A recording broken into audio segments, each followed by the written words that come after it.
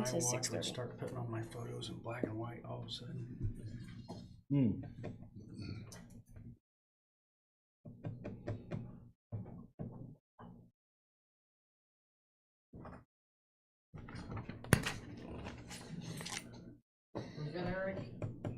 Yep.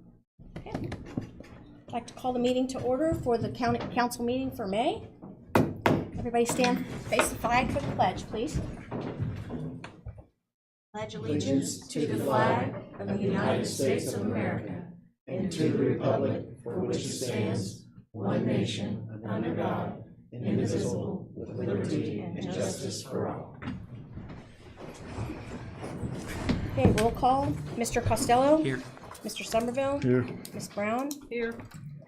Ashley's gone. Ms. Furry. Here. Mr. Bose. Here. And Mr. Weir. Here. Okay, approval for minutes. Any changes or corrections to the minutes?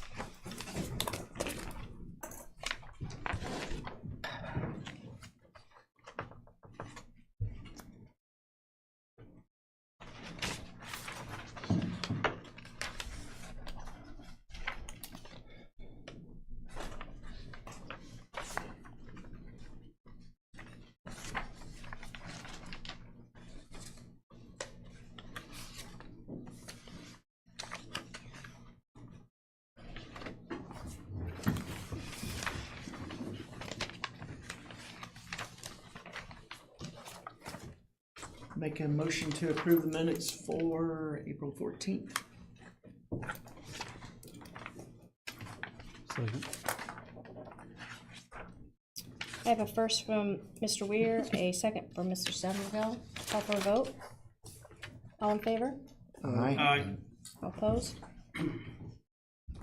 Monthly treasurer's report.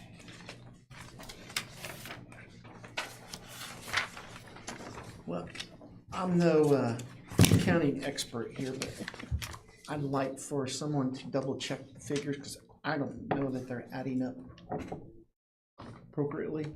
So I come up with a different total, so And I did as well. yeah. So if somebody could look at that and just double check it, it'd be much appreciated. Missy, you'll let the treasurer know for us, please.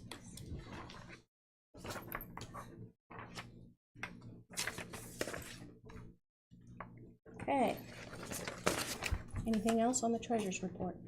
And it may be the fact I just don't understand it. Well, I got what you got, so I Yeah. might not understand as well. Right.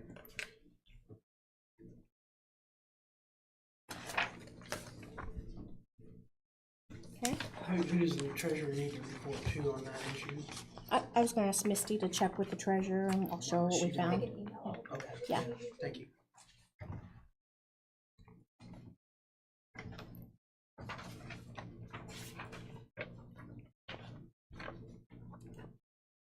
Okay.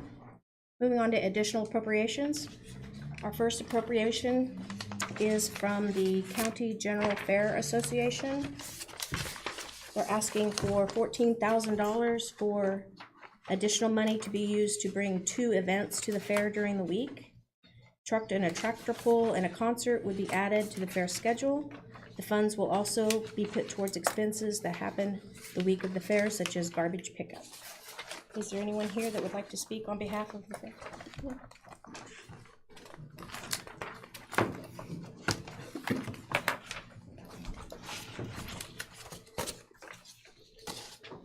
My name is Matt Foltz. I am the president of the Fair Board. The Fair Board is requesting the additional funds to help put on the events at the county fair. Our rodeo that we've had the previous years is now a fully sanctioned rodeo. It is more expensive. We are on the national schedule now, and that has made it more expensive for us to put on. And we've had numerous people from the community reach out wanting a truck and tractor pull back at the county fair. And so a sanctioned truck and tractor pull is going to be at the county fair this year. We'll have 4 classes, 3 tractors and 1 truck. That's what they offer, so that's what we get. And then there's been a lot of talk about wanting a concert, and we have reached out to a pretty good, he's actually really good, he has a pretty good following. He's a Garth Brooks cover band, Big following, really great guy, local guys, and that would be in front of the grandstands as well.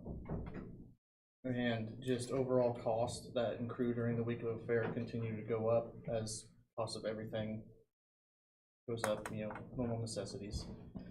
And with these additional costs, because our contract with our carnival is we have to have an event in front of the grandstands while the carnival is present on the fairgrounds. So we're looking to not only honor our contract, but have the funds to be able to do that. And as it is currently sitting, the fair is going to cost a total of $74,500 for this year. That's without this. Yes, sir. Well, that's Including. with that. That's Including including, it, yeah. that. Whether we Oh. get it or not. Yeah, that it's not is- that big that difference. is I just- what the- yeah, that is what the cost is.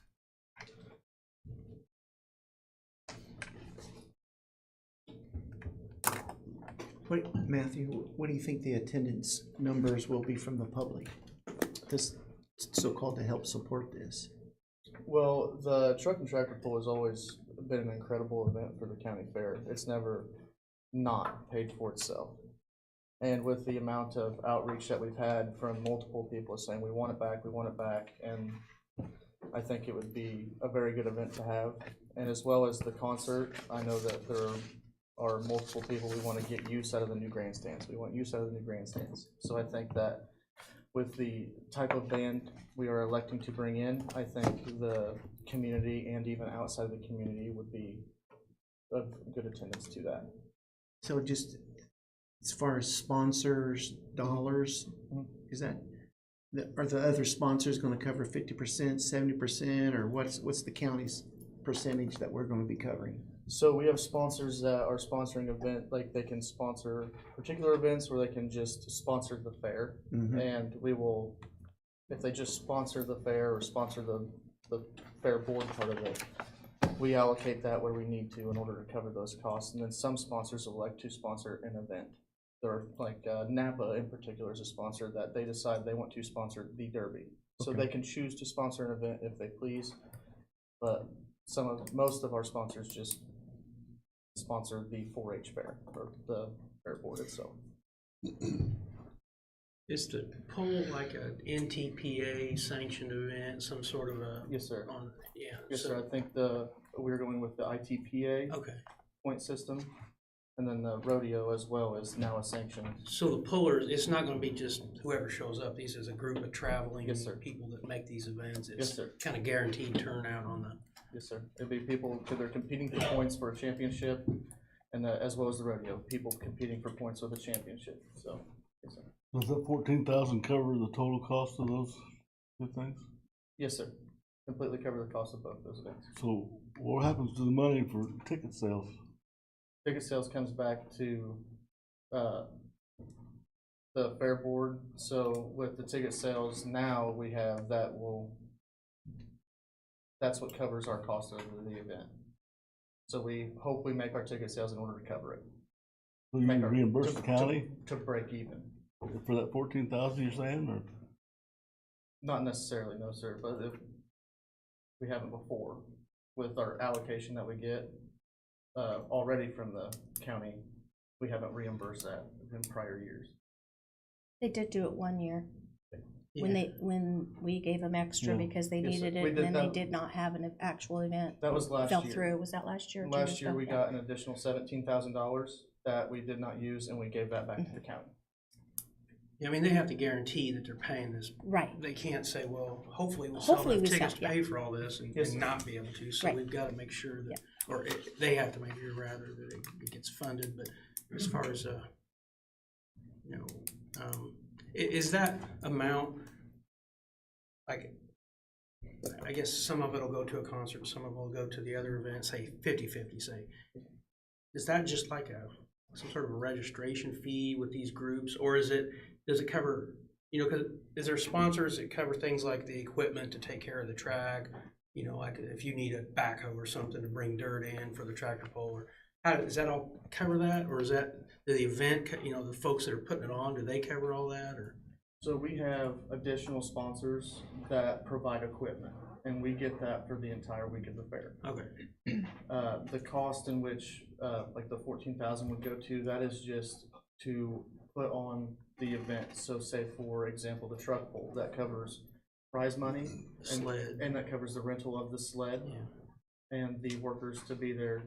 Since it is a sanctioned event, they have to have official track crew and all that, Sure. you know, so that is for the. That guarantees, I mean, they will be there. Yes, sir. So, okay. Yes, sir.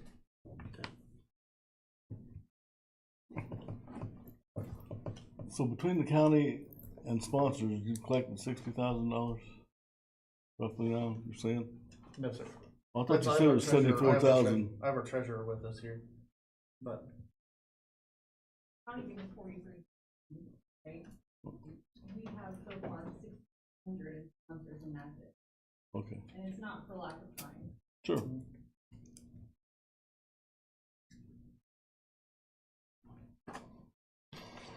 Brenda, can I say something on behalf of this? Sure. Take all your time for me, Matt. RJ Donovan, County Commissioner. Commissioners believe anytime we can put any events in front of the fairgrounds. If you guys have been the last few years, this new fair board has really done an excellent job in improving the fair. Attendance is improving every year, and we believe anytime you can add events like this, it can really help the community. And I'm sure Matt can attest to this. Anytime you put wheels or anything in that thing, derby, rodeo, whatever it may be, it really helps the county. And we do have a beautiful set of grandstands. I would say somewhat best in the west central area, and this is just some more events that can help you utilize that. So I would just ask the council to consider approving this additional tonight. Thank you. Anybody have any questions? I guess my question is, do you need to know tonight? it would be. Not necessarily.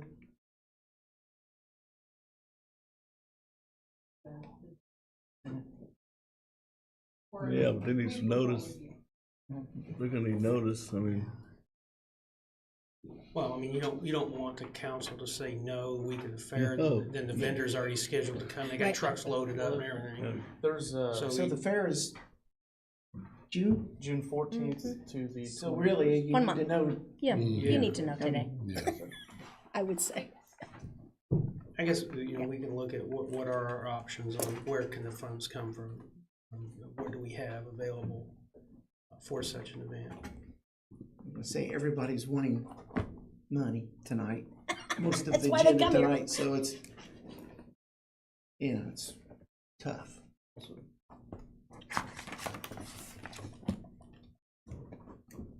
I mean, they've asked for it out of the general fund. So Pardon? they've asked for it out of, it's been Yeah. advertised to come out of the general fund. how much money did the fair bring in last year? How much money did the fair bring in last year?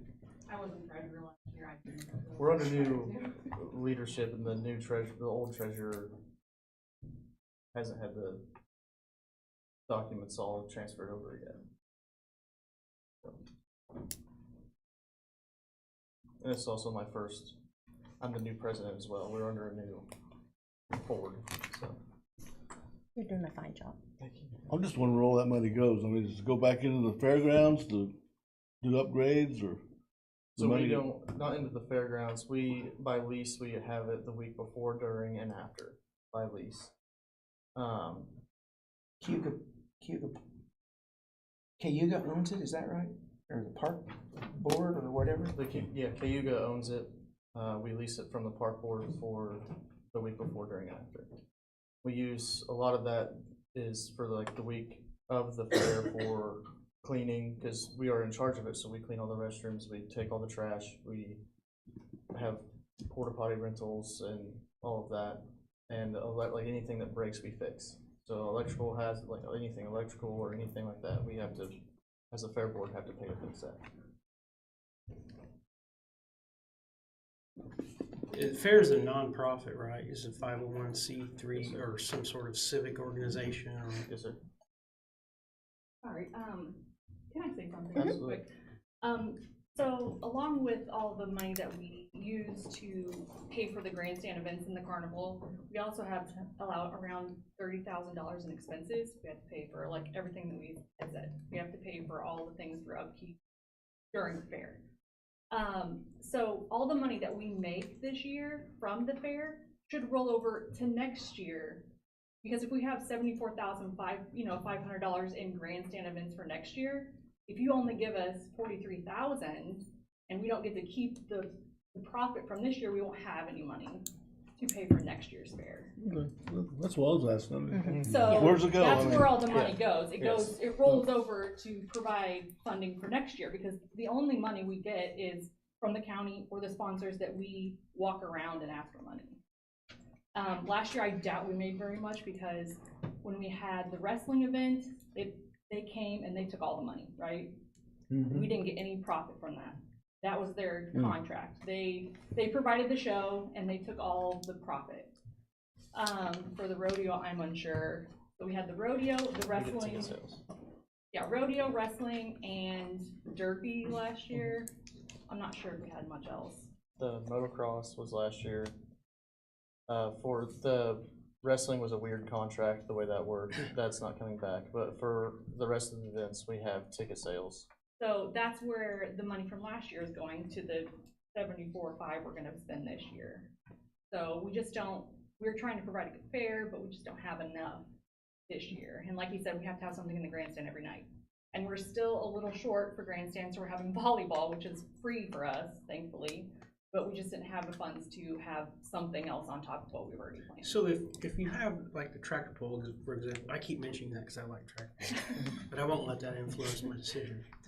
But if you make a decent return on the investment, then that money could possibly bring that back next year without some additional Yes, sir. required, something like that. Right. And but you don't know that until. No, we won't know until Yeah. after there is But over. their contract, you've looked at that one and the concert, and they appear to be more acceptable than, say, which I haven't seen it, but the wrestling contract didn't seem to be so wonderful. Yes, sir. So for every event that goes on now is we have a set amount that's for them to show up, and they get paid, Right. and we have the revenue from gate entrance. So with the wrestling contract, the way that they did it last year was actually better. So it was either they take the profit or we pay them a certain amount of money, is what I understand from it. Yeah. And the amount of money was potentially going to be more than the profit made on it. So they opted to go with, you get all of the ticket sales instead of we were going to pay them some set fee. So they went with the greater, like the one that was going to benefit us better. And I did attend that, and it was low, like the attendance was low, unfortunately. So And what's your name? Kristen Hess. I had a question. Do we budget 25,000 at budget hearings to the fair? Approximately, yeah. I was thinking it was around, that's my memory, but I was thinking it was around 25,000.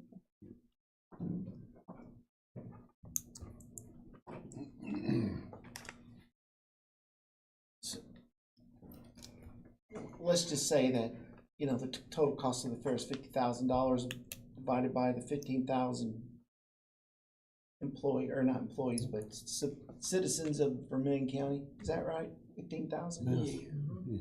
You know, that's $3.50 a person. I mean, It's pretty good to have a nice fair.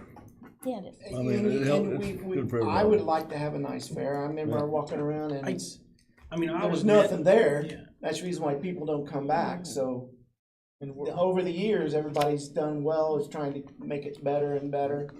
But I mean, the question is, do you want a good fair or do you not? Because it's hard to attract people.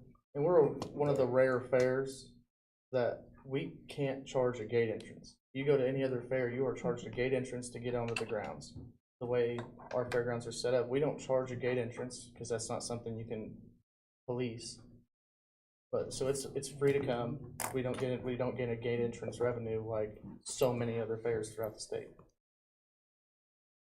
And I would think that the long-term goal would be, after so many years of successful fairs, they would be able to pocket some of their own money and not come back and ask us for as much every year after year after year. But until, I mean, we've all been around, I've seen it too, that it's more like this, so. Who handles the promotion for these new events? You or the event themselves?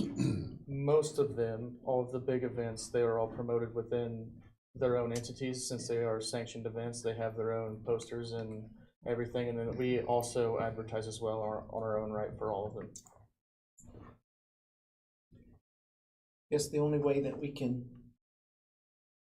in my mind, the only way that we can so-called profit is how the contracts are set up, and most of the time, we don't have that privilege or luxury to work with them in advance on any type of contract, so their contracts are favorable to them, so. And I don't know if we have any attorneys that look at the contracts. Maybe that's something we think about down the road, since the county's kind of involved. Maybe we can help somewhere along that lines. So, I don't know. Maybe even just pay a fee for an attorney to look at those on an as-needed basis, or Just to some sort of protect retainer or ourselves. something. I don't know. Not been involved in it before, but. Like I said, this benefits everybody in the county, so I'm gonna make a motion to approve It's an this opportunity. 14,000. I'll second. We spend a lot more money on a little study or something. I will say that I don't know why, but I've never been to the fair like once or twice as a child to this county fair, and I went a few years ago as an adult for the first time, and I drove myself there, and I was impressed. I mean, we went to the demolition derby, which I'd never seen one before, and it was pretty fun. I liked it, so it was a good job. And I will say that at the demolition derby, the grandstands were packed. They were full, a lot of people there, so. Great for the kids. Let me just promote our fair to the fact that I've lived in several different counties for a period of time, and this by far is one of the better county fairs. I mean, I've been to Howard County and Clarksville, Jeffersonville areas, Madison. I mean, they have their events, but their county fairs are basically just 4-H activities. So they don't encompass so-called the whole theme of a fair. So hats off to our past, future, and current. They're still gonna have the 4-H. derby. Yes, sir. And where's it, like a tractor pull to be in the grandstand area too, Yes, sir. obviously. Okay. So you got rides back too, right? Yes, sir. That's something you didn't have for a year or two. It's kind of a big deal. And we have better carnivals reaching out to us wanting to be here. A lot So of now we're on the map, and we have better carnivals that are a reaching lot, out. that's a strange, I don't wanna say strange as in like bad, but it's an odd business that you can't just call these They people, book. the carnival, the companies, and say, hey, we want you here next year, because a lot of them have Competitive. places they go to every year and they don't accept new customers. So it's hard to even get things like that to your fair at all, Yes, sir. much less a good one. So. I have a motion from Mr. Somerville, a second from Mr. Bose. All in favor? Aye. All opposed? Motion passed. Thank you.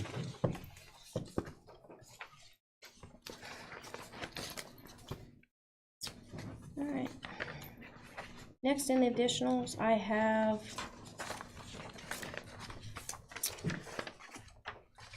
one from the auditor for the rainy day fund, $75,000. Per SBOA and rainy day fund ordinance, we must appropriate funds to this fund account to use. This is to correct previous HR payroll errors, setting up employees with PERF and HSA at the time of hire. I sent an email around to everybody, and I also had a very long conversation today with the State Board of Accounts and the auditor.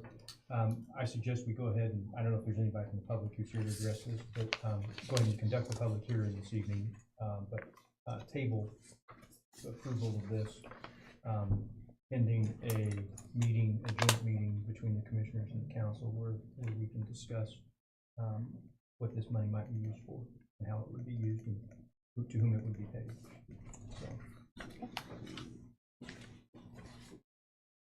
I'll make a motion to table.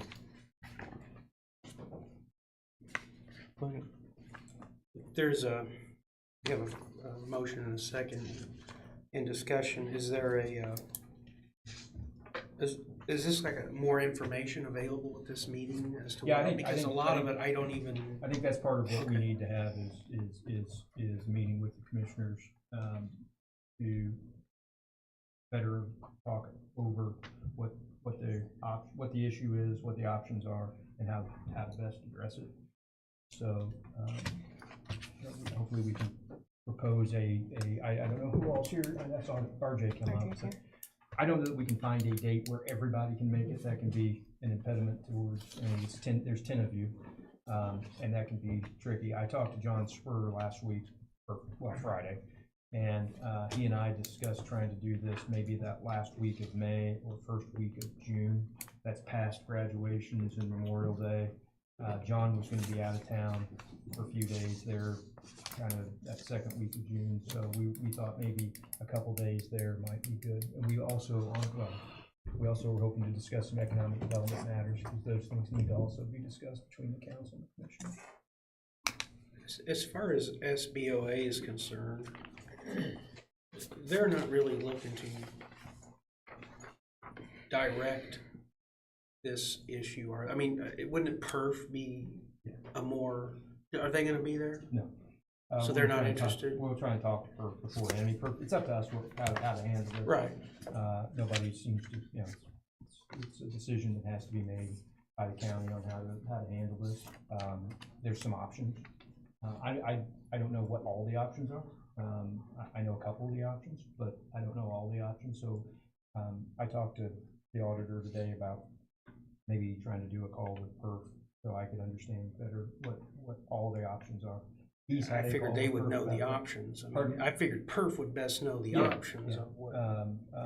And so I had one very brief conversation with PERF about this in January.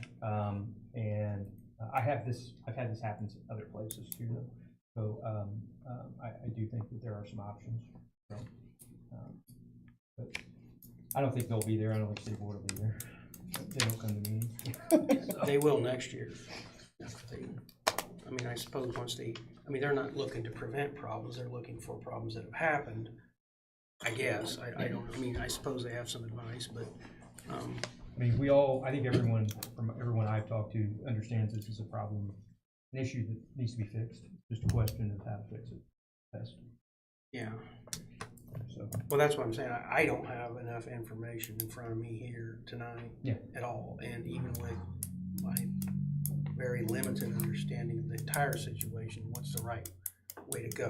So I don't know, so I think a meeting would be wise. Okay. Have a motion in a second. Yep, I have a motion for Mr. Bose and a second for Mr. Summerall to table this. I would also ask that the auditor be there, so that the auditor understands He what's said being he- done. He said he would. I mean, otherwise, I agree. us being there is not gonna be helpful. All the parties need to be involved, so. Todd, is this a public hearing where you can speak during it, is that right? Did I understand that correctly?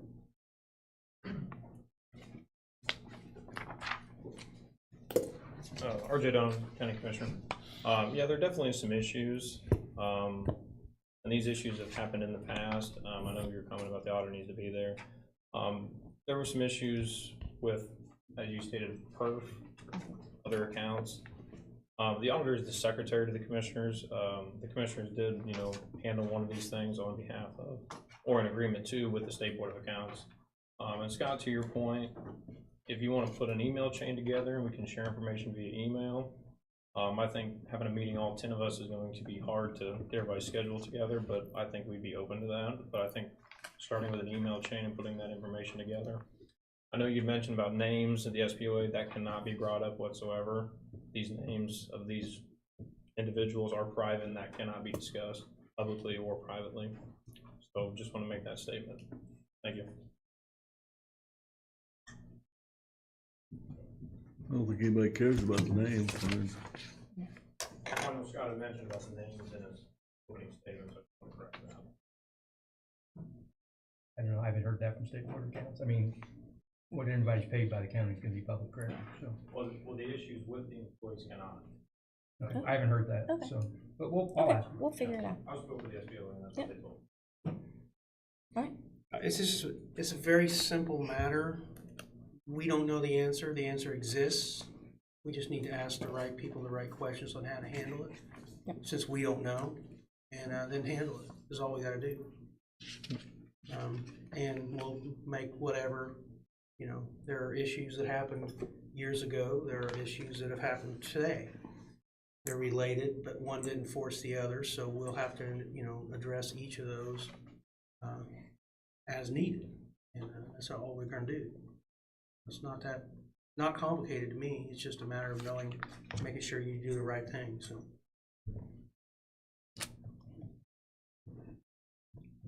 Yep. Motion and a second? Need to vote to table it?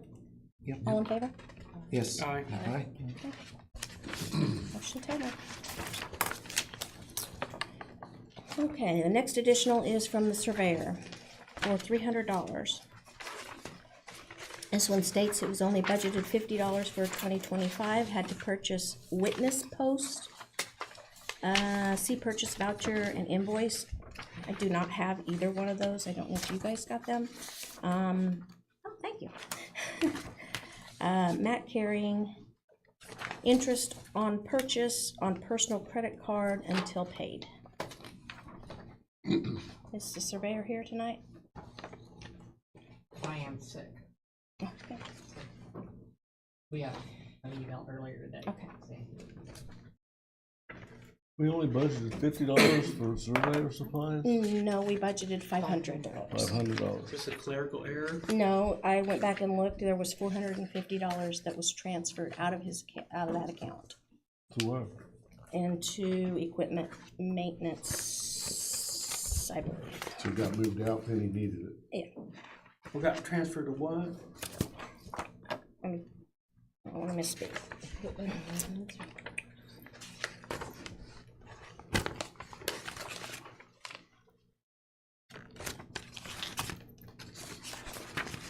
Equipment and maintenance agreements. Or what? Like a printer or something? I assume, I don't know. Actually, it appears, if you look at the expenditures, it appears there was a $450 expenditure for WTH technology that maybe he didn't anticipate during budget hearings. But I can only guess. WTH, it's like GIS Yeah. or whatever. Yeah. Is there a reason he didn't try to take that out of somewhere else, Misty, or do you know? Okay, because he does have some in training and conferences where he could just transfer it, and it would be a direct, well, no, it would have to be voted on, but it would be, rather than an He doesn't have additional, anything he can transfer without approval. it would be a transfer with approval, but yeah.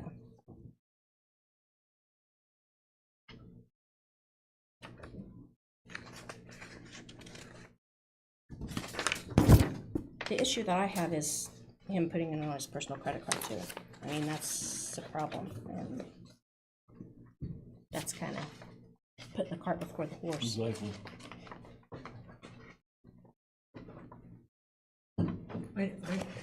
I recall a commissioners meeting or someplace that there are county credit cards. Is that true? I'm not sure who all has county credit cards, but I mean, we shouldn't really be paying sales tax, and we really shouldn't be paying interest on I've personal. never seen a county pay interest or late fees or You anything can't, like you that. can't. State that's Board of not Accounts That's will what I'm smack saying, your you hand. almost can't. So, And tax. It looks like this was paid Yeah. tax. The tax would have been taken off. so I mean, procedures wise, you know, it kind of comes back to the earlier discussion we're having with PERF. You know, there are procedures and policies, I believe, already established, and if not, we need to establish them as a governing body as far as financial practices within the county. But we shouldn't be paying personal interest or sales tax or anything else, so. I think the individual and the surveyor should have the money to do his job, but I'm you know, I have surprised a that- problem with the process here. Wouldn't Q Hardware have an ST-105 on file for the Yes, county? they would, but if he used his personal credit card, that Oh, yeah, you never can't. mind. Okay. I You mean, don't have an account, some kind of a county account, Yeah. local, We do. that would have been better, I Yeah. suppose. Still wasn't, I mean, even if we had an account and he charged it, if the money wasn't there to begin with, it should have, I don't know what a witness post is, what is that, like a spike or something maybe, or some sort of, Not sure. yeah, whatever it was, he needed it, I get that. well, I see PVC, I don't understand, and a cap and a hub, and then it has T-post fence, so I assume he bought T-posts. Probably just the, like, little fence post looking things with the Yeah. PVC cap on it or whatever, Exactly. whatever it is. So, I mean, I don't think it's anything No. special.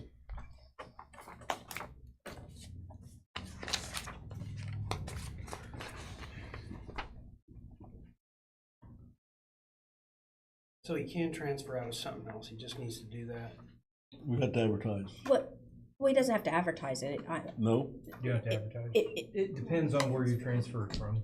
Well, you don't have to advertise it, period, actually. But no, but it would have to come back in front of us for a if you vote. transfer within a category, you don't have to get counsel. This would be a 3 to a 2, so we'd have to So approve it. if you transfer from one category to another, you do. So can we request that and just say do that instead, take it out of travel expenses or training or whatever? I mean, Can we it's approve that tonight? $300. Could we approve that tonight if that's what he decides to do? Is that up Does to he him have to to create request that it? though? Does he have to decide that or Yeah. can we? Okay. Okay. And you have, I don't know his budget backwards and forwards, but if he can move it within, He if there's can. some I other looked. line item in that category, I looked. he doesn't even need to ask anybody. Nothing in there. And what's the result of that? There is not something in the same category? So if he wants to move from the different category, it just requires your guy, it's really very simple. It's just report to you that he did it. Yeah, it's Well, not how the much is amount. It's the. Is it 300? Is that what it was? 300. 300.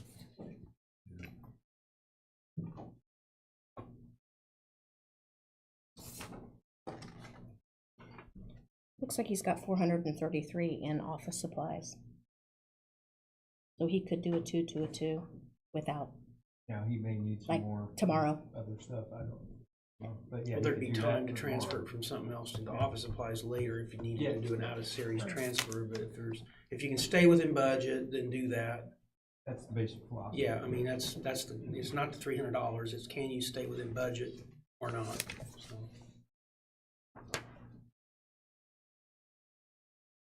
And not only stay within budget, but I don't like this procedure. I recommend that no county employee goes out and uses your personal credit card to buy anything with, because it's not gonna work out.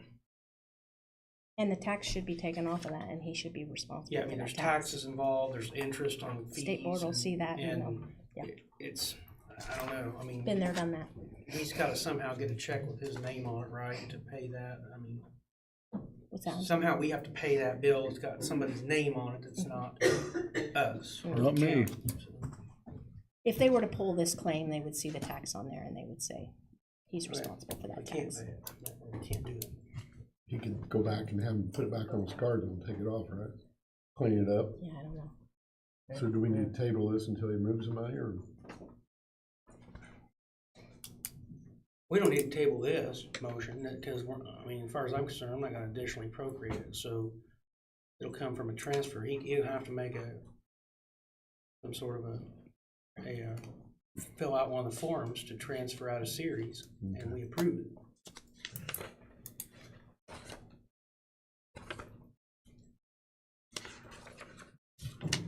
Otherwise, don't buy it if you don't have the money.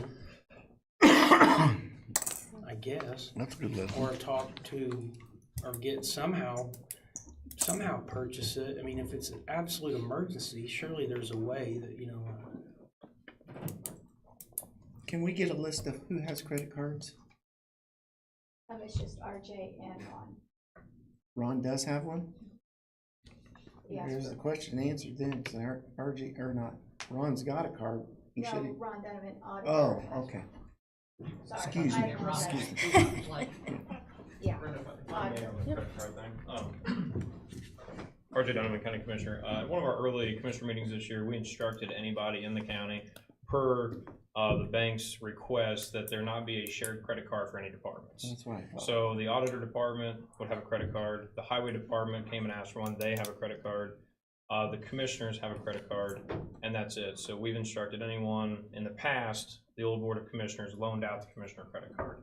The bank says that is not a good thing to do because if someone uses that card and the card is not authorized, those charges cannot be disputed whatsoever. So we instructed at our commissioners meeting, if any elected official or department head wanted a credit card to come before the board of commissioners, has to be in the minutes because the bank will not issue a card without minutes reflecting that. So all department heads should be aware of that, and I don't think anyone should be using their personal credit card. So if anybody wants that, they all should come and get one. And some departments don't, but if you're going to conferences, you need one.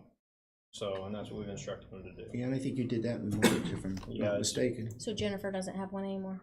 She had one as a recorder that didn't. Yeah, no, the bank says you gotta go and get a new one. So You we do? would instruct all department heads, if you're going to conferences, it's easy. I know. Come to a meeting, we have it in the minutes. Well, even easier is just to have a charge account at the hardware store as a vendor in our system, and we get an invoice next month. And But just like That you would said, if they're eliminate going the to tax conferences or situation, whatever, but it'd it be nice wouldn't for them to have eliminate for copies. that, short yeah, I'm sum talking money. about supplies. So- There are reasons. So can, I'm gonna say the auditor's office or some department within the county put an email out or a letter out? I can to send say- one out. I can send one out to It's all from- kind of email tonight telling them that. But I mean, Yeah, again, they still need to come to you. Yeah, but I mean, yeah, I think that's probably the best case is everybody should have one. That way, their department, if you're going to spend that credit card, and I say credit card, but I mean, you should have the funds in your accounts before you spend it. Right. That way, you know when it comes in, you got it covered. So. If I might, Ron just texted Penny, you. if I may read this. Sure. $450 was for software lease for mobile computer. It was not allowed in budget request. Cayuga hardware account is for courthouse. Other departments are not included. I brought this up to council in person 2 months ago, and I don't know if it buzzed again. I don't know if he. We talked about Cayuga hardware 2 months ago? 'Cause I don't remember that. I don't know what he said. Yeah. Okay, that's all you got. Okay. So we're moving on. Yes, move on. Move on. Move on.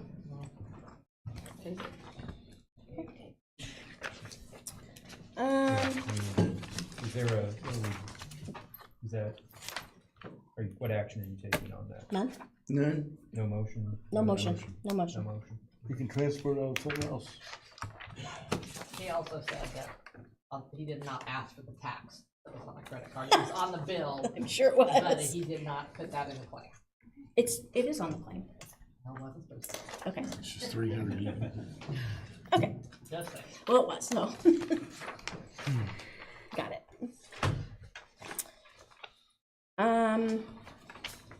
Next additional, is that okay, Scott? Yeah, I mean, Okay, that, move on. no action. No action. Wait, what? Next additional is for the highway department, for the ERC. This was discussed last month's meeting. Per State Board of Accounts, this cannot come out of the 1173 restricted, and this is to correct it. So this will be coming out of the 1176.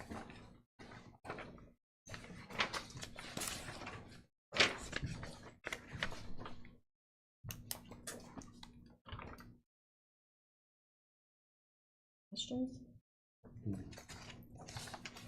It's just a correction. This is just a carryover from last meeting. I need a motion, so.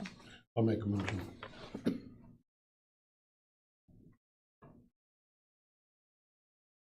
I'll second. I have a motion from Mr. Bose, second from Mr. Weir. Any discussion? Call for a vote. All in favor? Aye. Opposed? Motion carries. Next, we have, out of general fund, we have building and structure liability insurance, $3,378. Additional funds are to cover insurance costs for recently purchased highway trucks. Looks like there's two 2025 Chevy Silverados. Funds are being added to the same line item the other county insurance are paid out of. Insurance.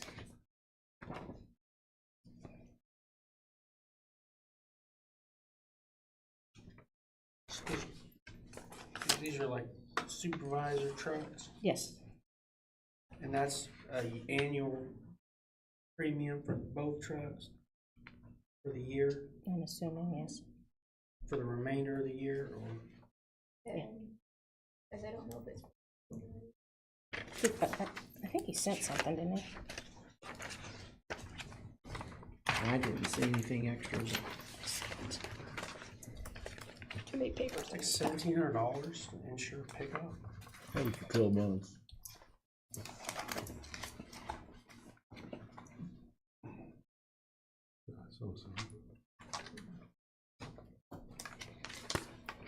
I think in the minutes of that we approved for tonight, we had asked for the vehicle list, yeah. Oh, I asked for that. Would like to see the vehicle list updated and the insurance audit to make sure that we're only paying for the vehicles that we use or have, and that there aren't any stragglers on that list. Has that been done? We're working on that. Okay.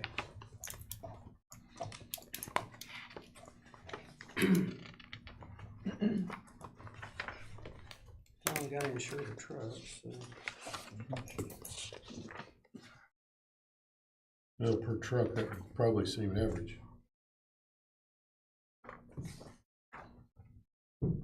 Are they replacing vehicles? RJ, do you know that by Yeah. chance? Yeah. You can stay up there if you Just like. stay. RJ Donovan, County Commissioner. These are not supervisor trucks. These Oh, are they're- replacing 1-tons. I believe they're Chevy 3500s. They were purchased from the Chevrolet dealership in Clinton for District 1 and District 3. They were planned, I think, 2-3 years ago. Okay, Yeah. so they're bigger Yeah, trucks. It's yeah, not- they're okay. 1-ton flatbeds for patching, tree removal, stuff like that. I'd they- say the same deal was probably a budget hearings. You just can't anticipate some of these costs for insurance, or if you cut it, then you just are gonna come back. Are they later. trading in the Fords that they're replacing? Well, the county historically has pretty much run until they die, so they, Are they dead? so multiple of the trucks have been transferred within, county departments. The one red ton at District 3, we were gonna list on Gov Deals. The town of Cayuga made a request for that truck, and the commissioners approved that in county town transfer at our last meeting. So that 1-ton is being used by the town of Cayuga now, and it's been taken off insurance and no longer on us. One of the old trucks, not one of the 1-tons, but a pickup was sold the other day on Gov Deals for, yeah, you'd have to ask Kylie, I'm gonna say $1,300, and I wouldn't have gave $250 for it. But somebody gave $1,300 for it, and I think it's been picked up, because I signed a title the other day, so I believe it's been picked up. But they do have the old Jeep from the sheriff's department. They're gonna list on Gov Deals as well. It's got a flat tire, but we're gonna list it, and we put reserves on them at whatever junk price is at the junkyards. And most of the time, Gov Deals always goes above that, so we usually make out pretty well, and that's no cost to the county at all. The buyer pays that premium on that Gov Deals website, so anytime we sell anything, it's no cost, and that money goes back into the general account. Which you can like request that be appropriated right back to the highway You can, I department mean, yeah, you for- can. I think in the past, I don't know that we have, like, we sold a ditcher a few years ago that we were gonna legitimately, it was growed up with weeds, and we were gonna just take it to the junkyard for $400, and we listed it, and a farmer from Minnesota paid $9,000 for it. So that went into the general, so we're still ahead on that, so. But I mean, if the highway department does something like that, if I was the highway department, I would request that money stay. Oh, immediately, I give it mean, back, yeah. do an additional for their budget I'm to not sure, buy a does new it, piece is of that going in the equipment. general? I If think it comes from highway, or do they put it in? I think it goes in 176? general. I Okay. think it all goes in the general. But we can, though. We just like to get money back. So yeah, we'll take it. We'll take that $1,300 back. Any other questions, guys, on the trucks? Well, the only thing I'll just say in general, usually when we're replacing vehicles, we want to replace the vehicles because they're costly, or once the mileage gets to a certain point, it's no longer really advantageous, or it's that break-even point where we can still get some money out of it. So I encourage us to still list it on whatever this website is, and then give that money back to the departments. But as far as just keep trading or passing the vehicles along from department to department, it's just costing us more money to keep those things on the road. I'm all in favor of getting rid of them. Get rid of it, that's what I'm saying. Yeah. So yeah, So, I most of them we do get rid of. But I mean, if a town or another agency could utilize, like the Well, that's great. Well, so like the courthouse here, that was an old county truck that was, transferred to the Oh. courthouse, and it's probably about to die as well, so. But we try to, utilize that as much as we can, but if we can help a town out, they could utilize one, and the agreement with them is when they're done using it, it will be reverted back to the county. Then we will list it for sale at that point, so. It just gets hard to track all these vehicles.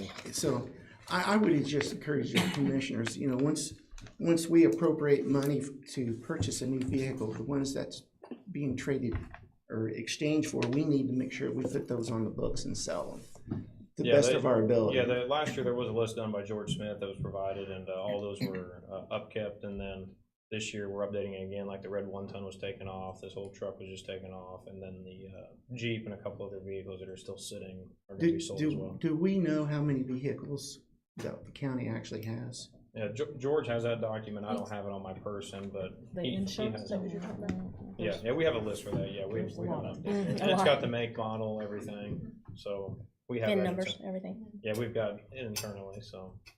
Could I get a copy of that sometime? Anything else, guys? All right. Motion to approve. You gotta have insurance.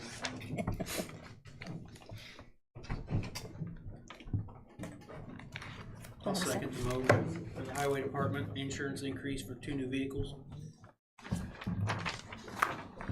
I have a motion from Kelly and a second from Neil. Do I have any further discussion? All in favor? Aye. All opposed? Motion approved.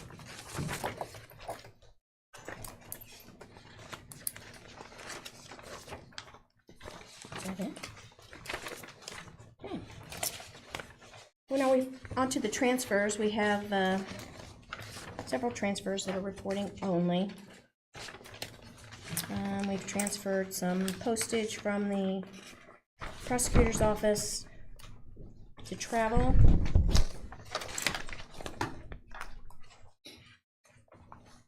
One is pre-trial, both of them, I guess, pre-trial diversion.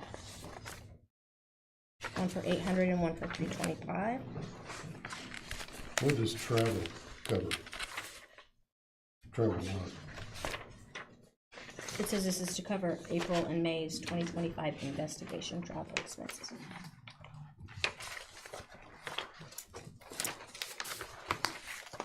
And then we have the general fund, Commissioner Court, Nixle 360 being transferred to building and structure liability. This is another one for cost of insurance for sheriff's vehicles. 3 2024 Chevy Tahoes.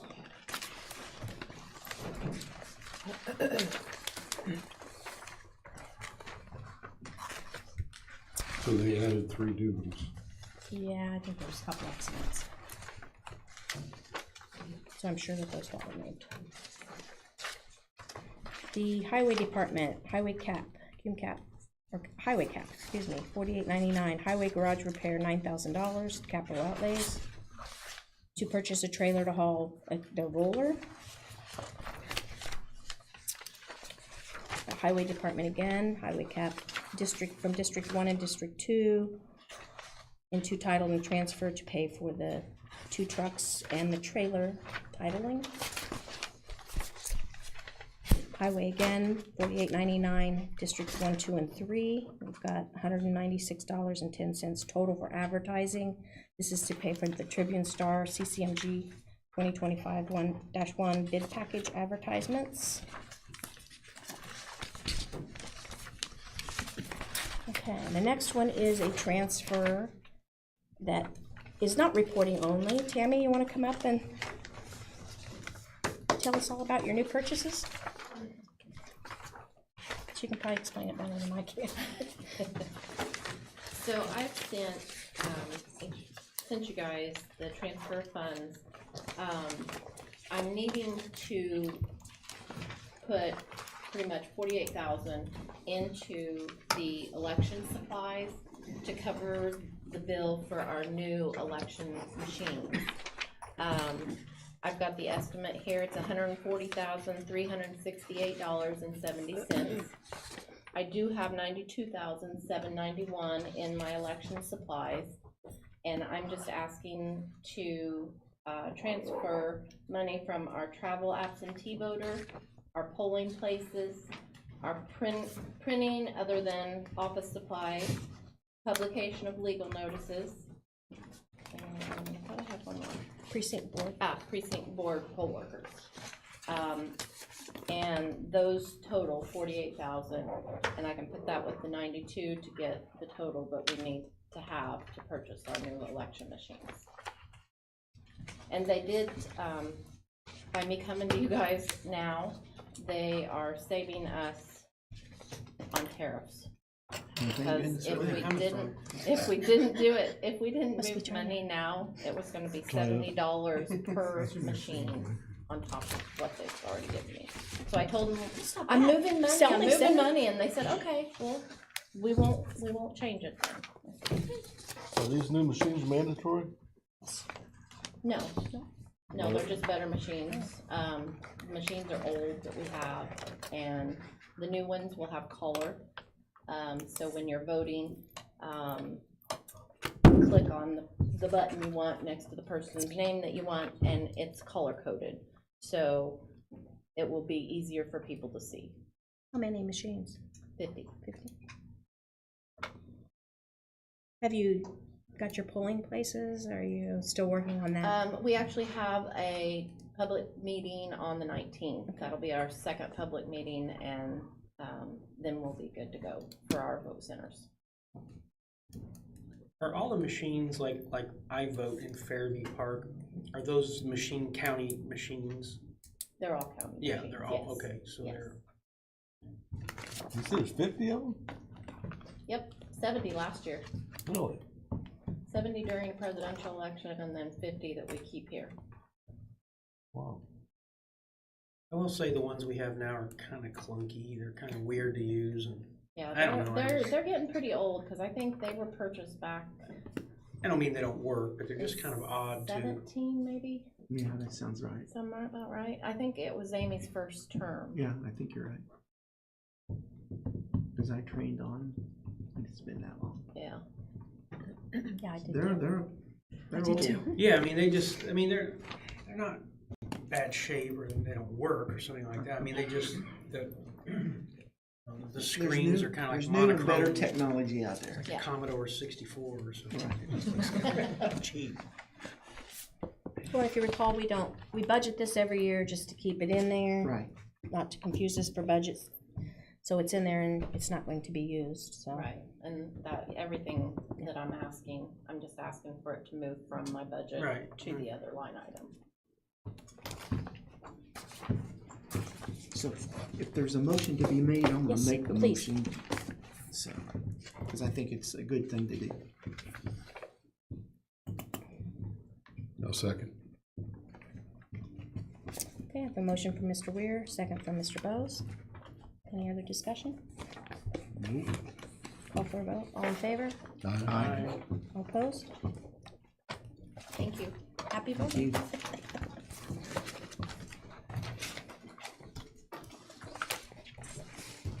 Okay, looks like old business.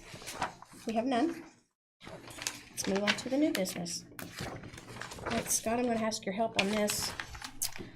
First up, we have adopting a disclosure procedures related to debt issuance. Whereas Vermillion County has outstanding debt and may determine that it is necessary to issue new debt in the future.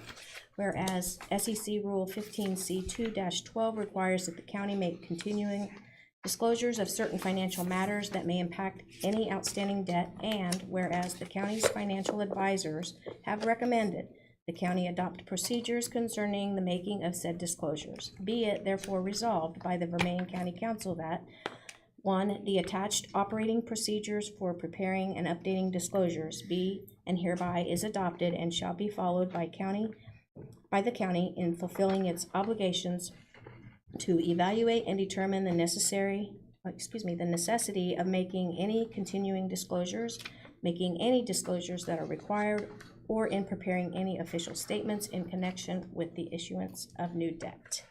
Scott, you wanna? So, this is really boring, but, Yeah. The Securities and Exchange Commission in response to the financial crisis that occurred in 2008. Some federal statutes that were passed, and the SEC was empowered to implement some regulations. What in part had happened is there are all these financial instruments issued, bonds, and those things get a rating from rating agencies, AAA being the highest, I don't know what the lowest is.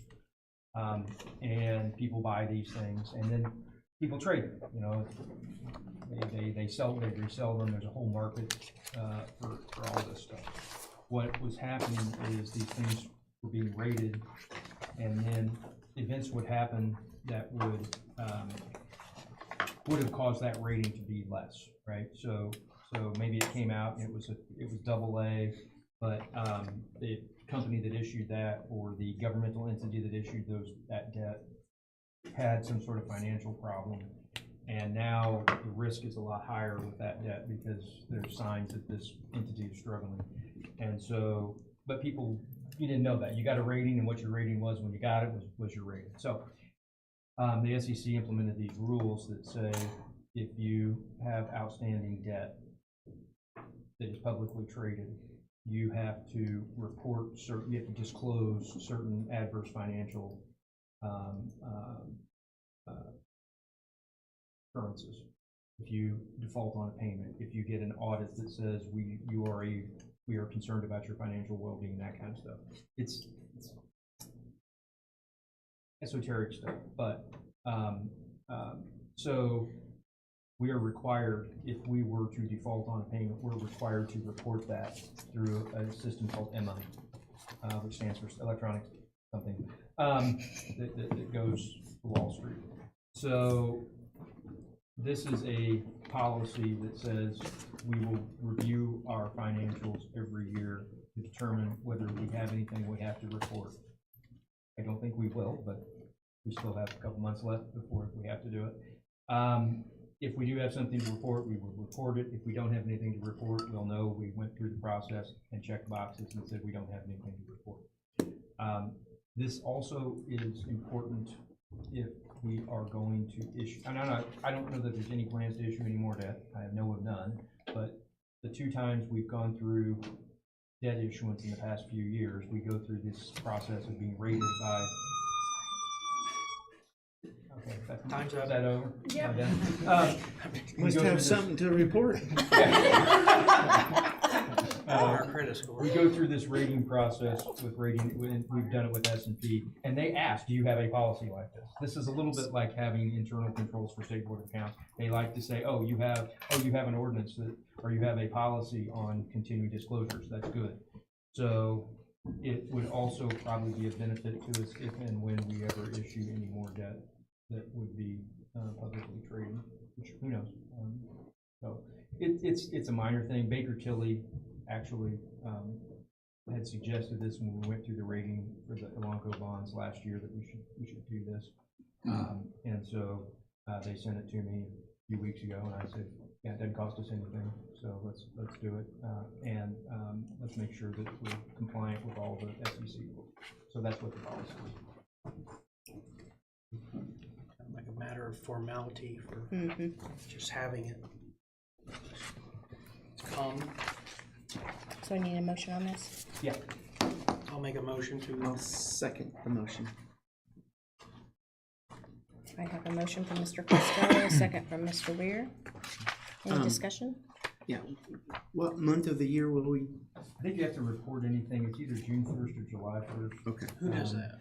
I can say I didn't read all this. So. Yeah, I didn't I either. actually did. It's as best I could.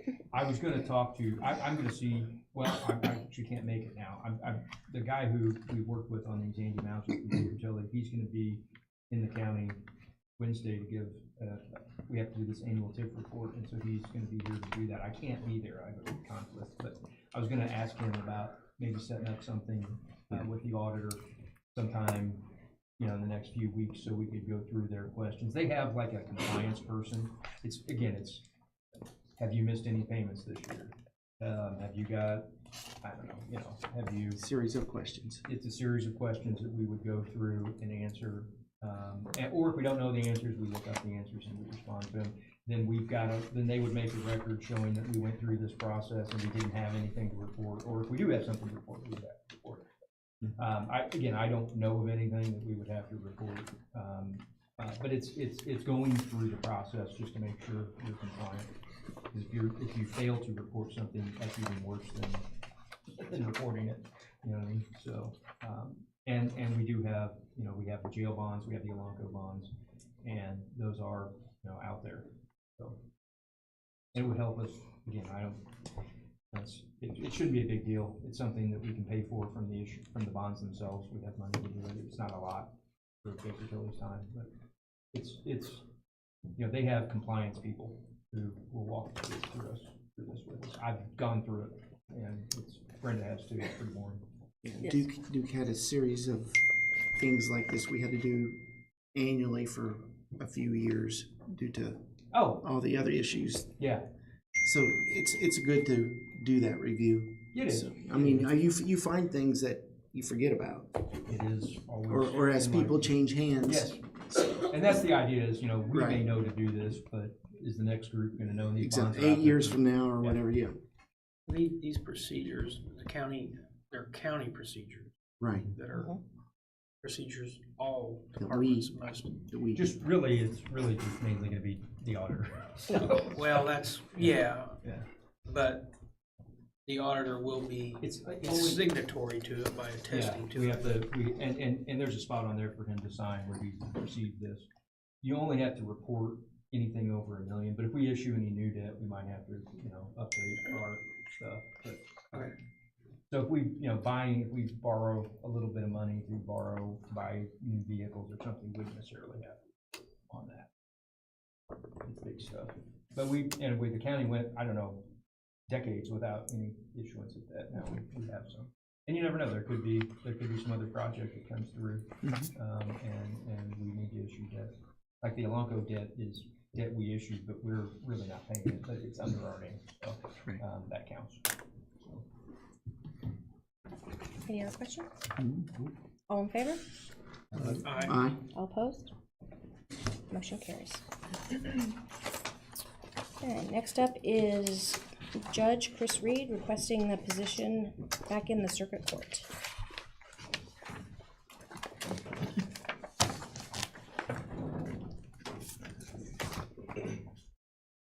Chris Reed, Vermillion Circuit Court, councilmen and women, I thank you for giving me the opportunity to speak here this evening.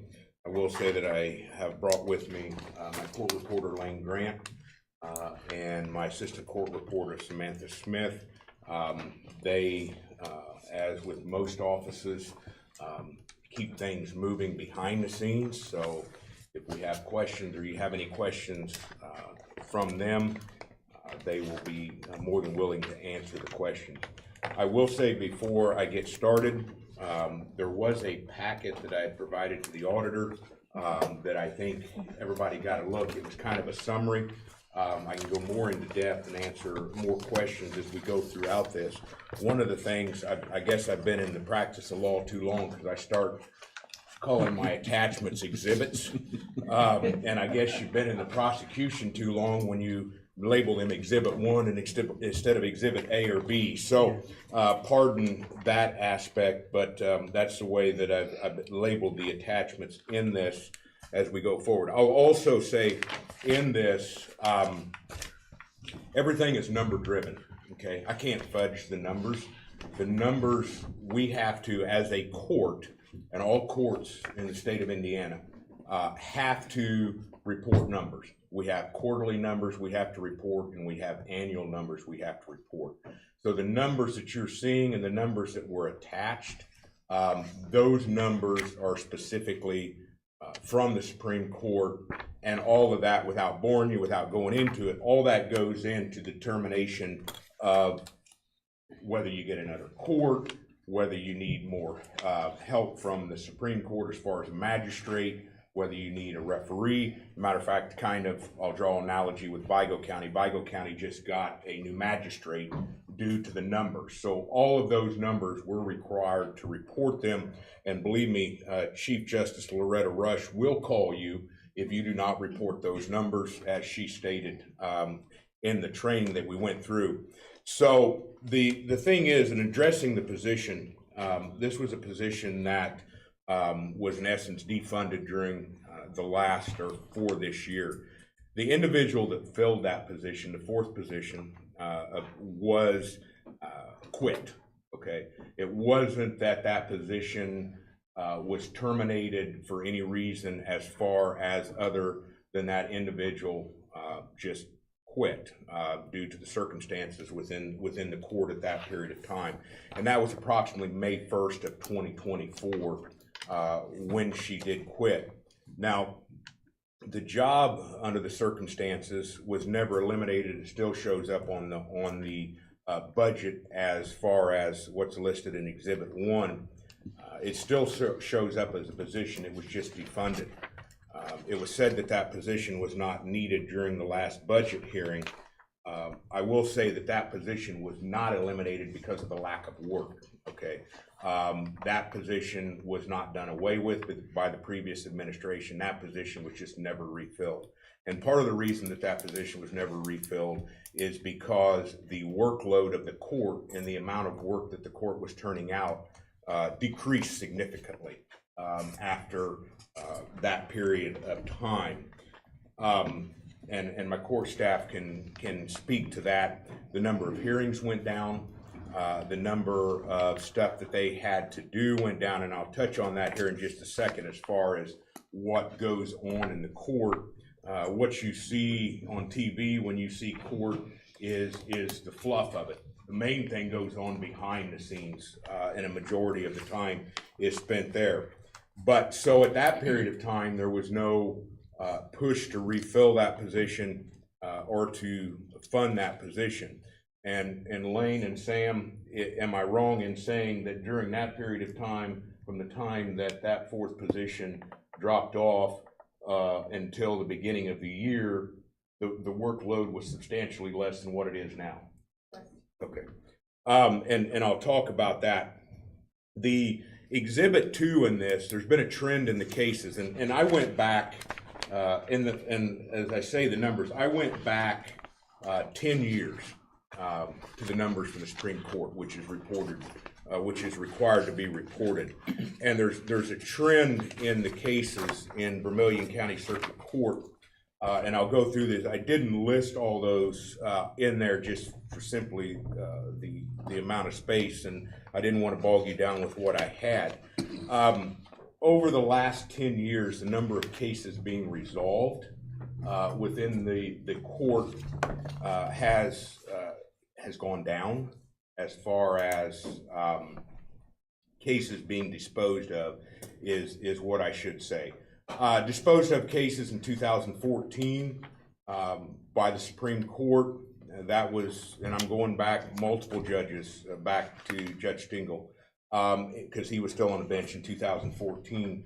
The number of cases disposed of in 2014 was 1,208 cases. The number of cases disposed of in 2024 was 1,117. And what's interesting is during COVID, the actual number of cases that were disposed of went up.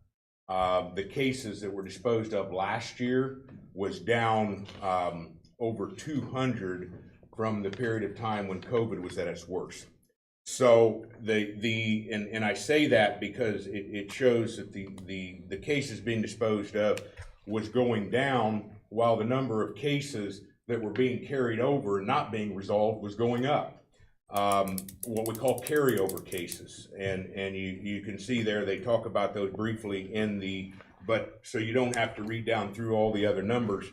Carryover cases in 2014 was 903, and when I'm saying carryover cases, those are cases carried over from one year to the next which are not resolved. And you're always going to have carryover cases because you're not going to get all the cases done in 1 year.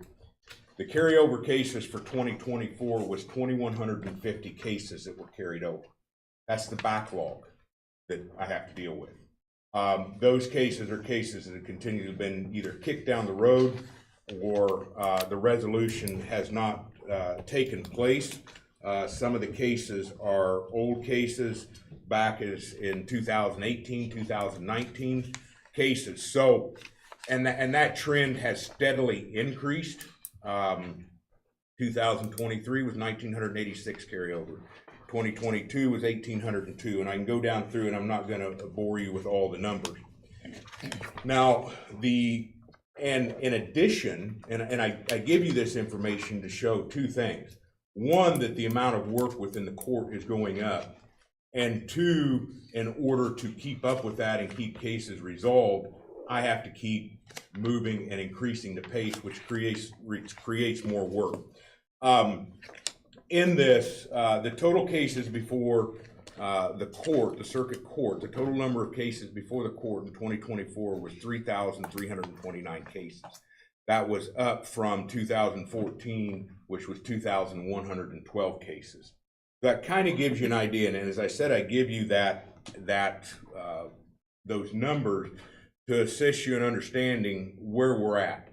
I've got a severe backlog that I've got to try to deal with. And it didn't get created overnight, and it won't get solved overnight. But there's certain ways, if some of you know me, I normally, if I can do 20 hearings or in one day, the next week I want to do 22 hearings, and the next week I want to do 24, and I want to keep pushing. And the thing is I've increased the number of cases that is being heard. And the numbers show that.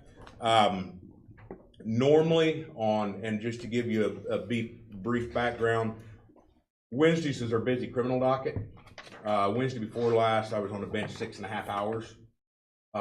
We've got a lot of stuff done, but I normally set or try to set on the busy criminal day anywhere between 30 and 60 cases. That may not sound like a lot, but I'll get into what that entails behind the scene. So I'm increasing the number of cases heard, which is increasing the amount of behind the scenes. And just to give you an idea, the number of cases closed in the first quarter of this year went up 20% from the last quarter of last year.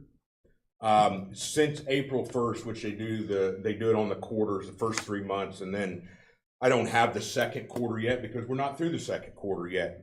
But just since April the 1st, I've closed 164 cases so far this quarter.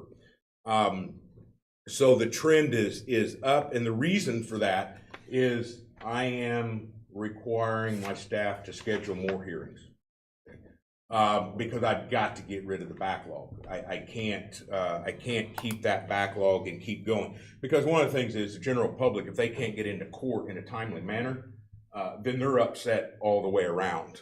So that's one of the reasons I am increasing the caseload that we're handling in court in order to increase the cases that are resolved.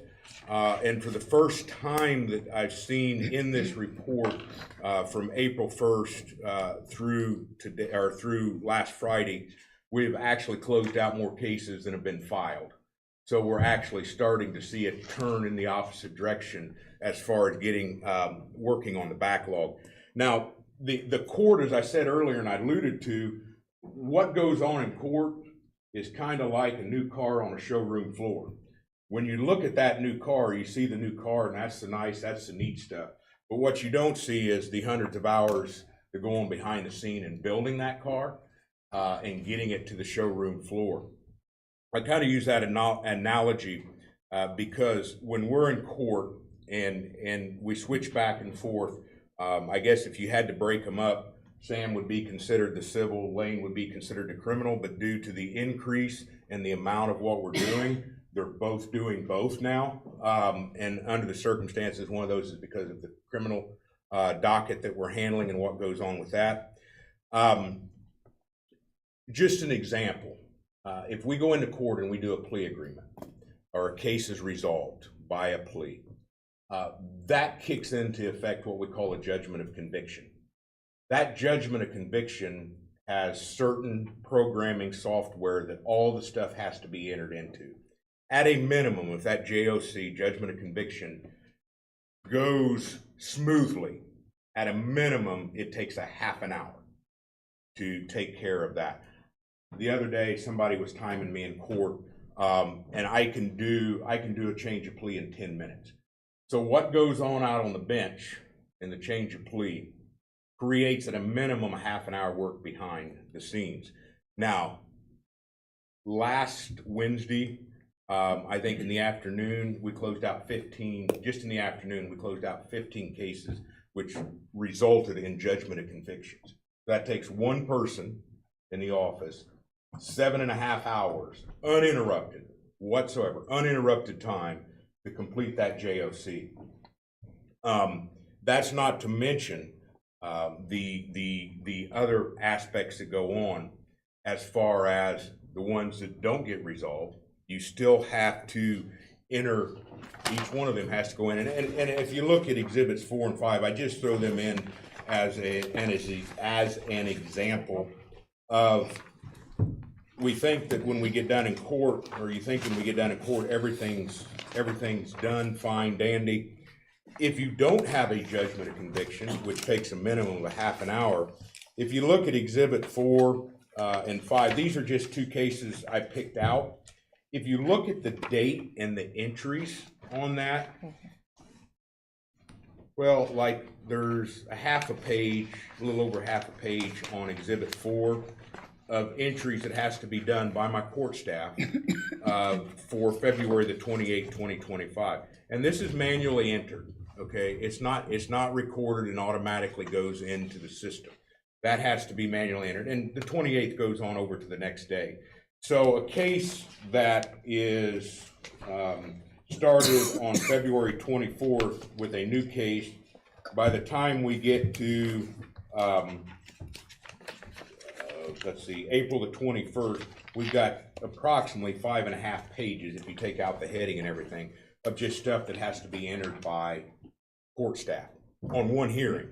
If you look at exhibit 5 for the date of March the 31st, 2025, on the date as far as the initial hearing, in that there is over a page of stuff that has to be entered manually. So I use those as an example just to show you what goes into what work goes into behind the scenes. And in some of these circumstances, for every hour in court, a staff member will spend somewhere between 3 and 5 hours handling those cases outside of court.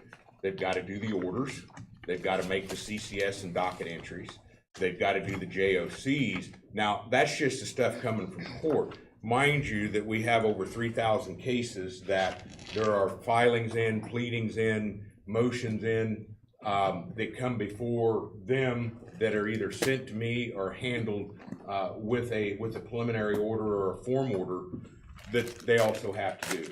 Then we have people coming to the window, we have people calling in. So there is no specific time that any one of my employees can get a total of 7.5, 8, 10 hours to handle just uninterrupted time. And as I say on the criminal docket days, and I use that as an example because it's easier with what goes on in the numbers and the time it takes, they are spending an extraordinary amount of time because they have to, not because they're goofing around. They come in early, they work through their lunch hours. Some days they leave late. Between the time of 4 o'clock and today, when we had this meeting, they were up in their offices working throughout this because they didn't want to drive home and drive back. So they took the time to work and try to get stuff done. So the other thing is at the end of the day, they are never complete with their work.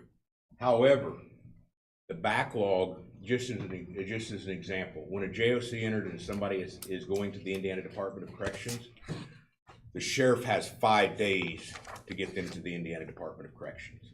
5 days from the date of the sentencing. They've got to get those JOCs done quickly and taken care of in a timely manner. Otherwise, you're potentially in violation of the code on that. I'll say a little bit about jury trials. I included Exhibit 3 in there. That exhibit is a little bit dated. The numbers have only gone up since that period of time.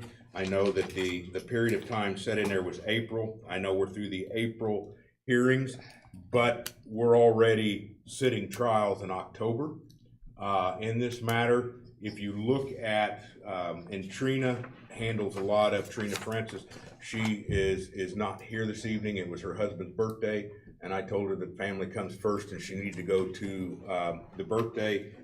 But both Lane and Sam have dealt with juries and the time it takes to get them prepared to go forward. When I came into office, the jury trials were being set in June, that a 6 months time period. I'm now setting them into October. The 78 jury trials that's listed in the letter has increased, even though we've had some go off the calendar because date and time is past when I put this packet together. For each jury trial, we have to call a jury 3 weeks prior to a trial date setting. We'll take one person 8 to 12 hours just to get the jury stuff lined around. You've got the jury questionnaires. You've got to get those mailed out. You've got to get the jury stuff come back in. You've got to get everything prepped for the jury. You've got involvement as far as if there's deferments, make sure you have enough for the jury. And as I said, we're currently setting jury trials right now in October just because of the backlog and the docket we have. Now, I will say that under national standards, they figured 90% of cases will plead. But that's still, and the reason being is because there's no way, we don't have 78 weeks in the year. So by nature, some of them are going to have to plead. But I know that there is 3 or 4 that are definitely coming up that are going to be tried. So we're going to be involved. How many did you say? I'm sorry. Pardon? How many? There's 3 or 4 that I definitely know that are going, but potentially the way these trials are set, they all are set to go. Okay, it's not a it's not a case where when I set a trial, it is set. There's going to be something go on that date. The civil trials, I've tried to, in case to inform you on civil trials are bumped by criminal trials. So if you have a criminal case and you have a civil case set on the same week, that civil case is going to get bumped. Okay, it's just the way it is. It's constitutional protections for a defendant because you're dealing with their liberty.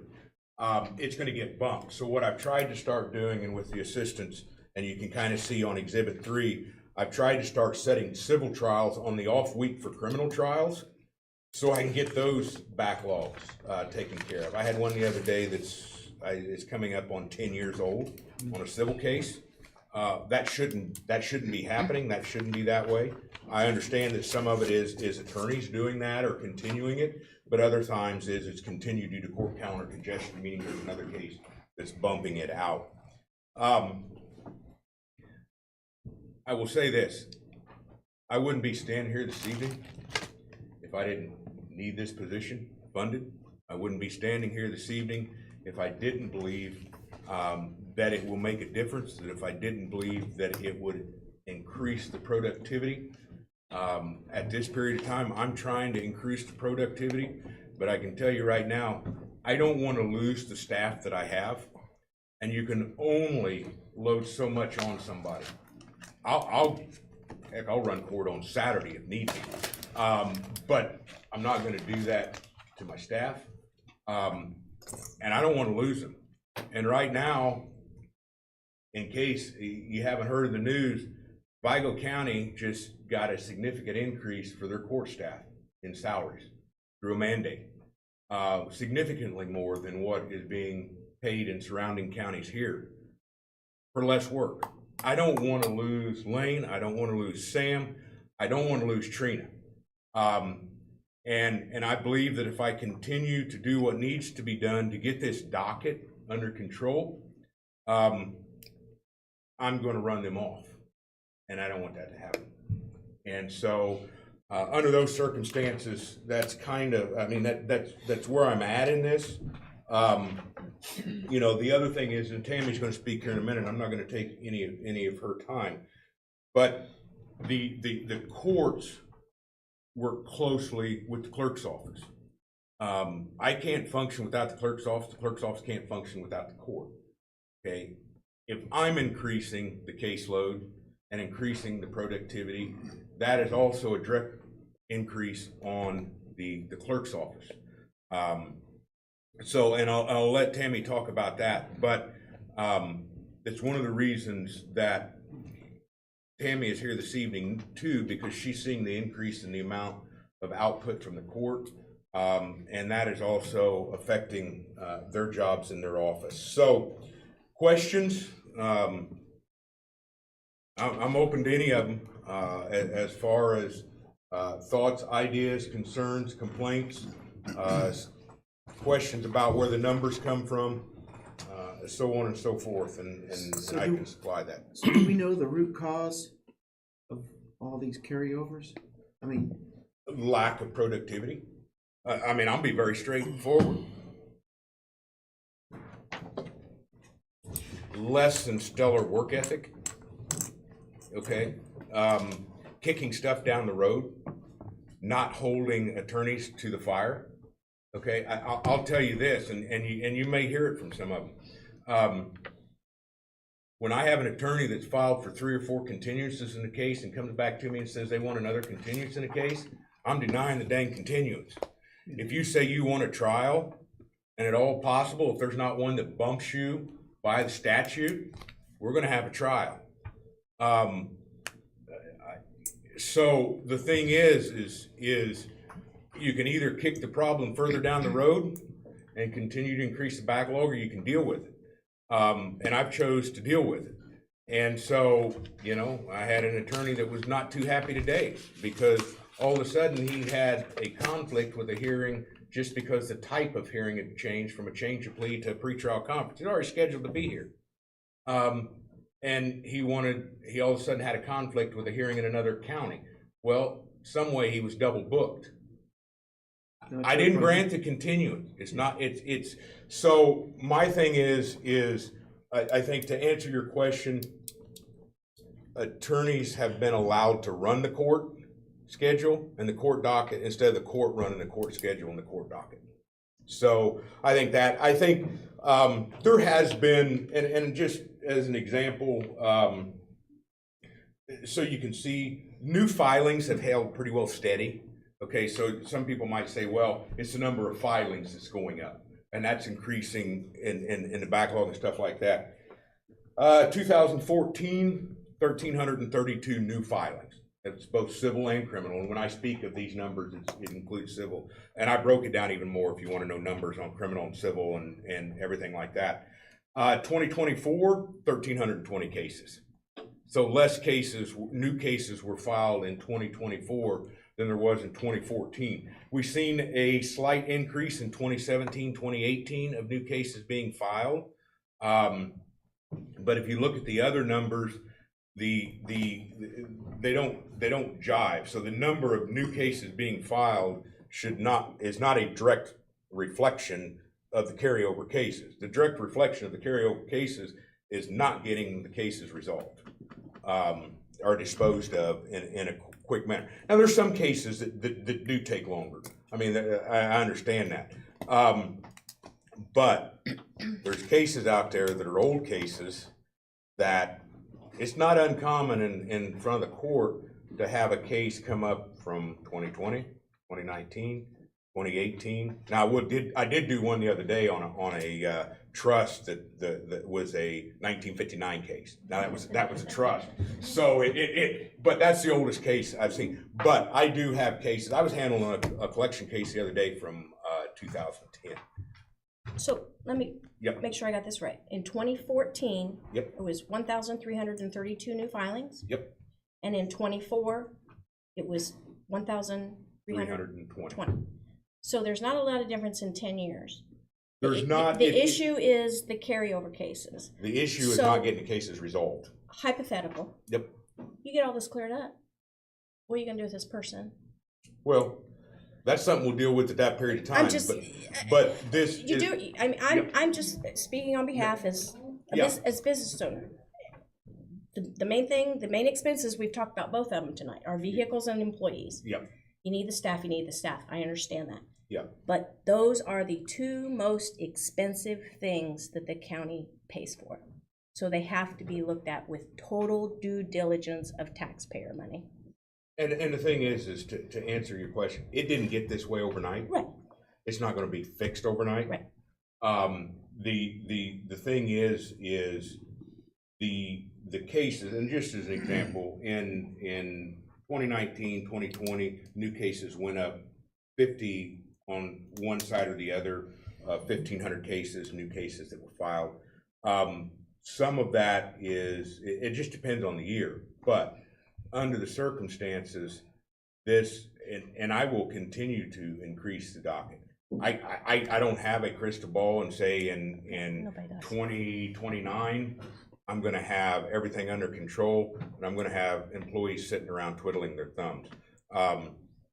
Just believe me, that I ain't that way, okay? But what I'm doing now is to be blunt, straightforward, I'm killing the employees in my office because I'm not backing down. And the thing is sometimes I will not walk through their offices when I get there every morning, just simply because I don't want to be wearing, a pen or a pencil. Because let's add another one to the docket. Let's add another one to the docket.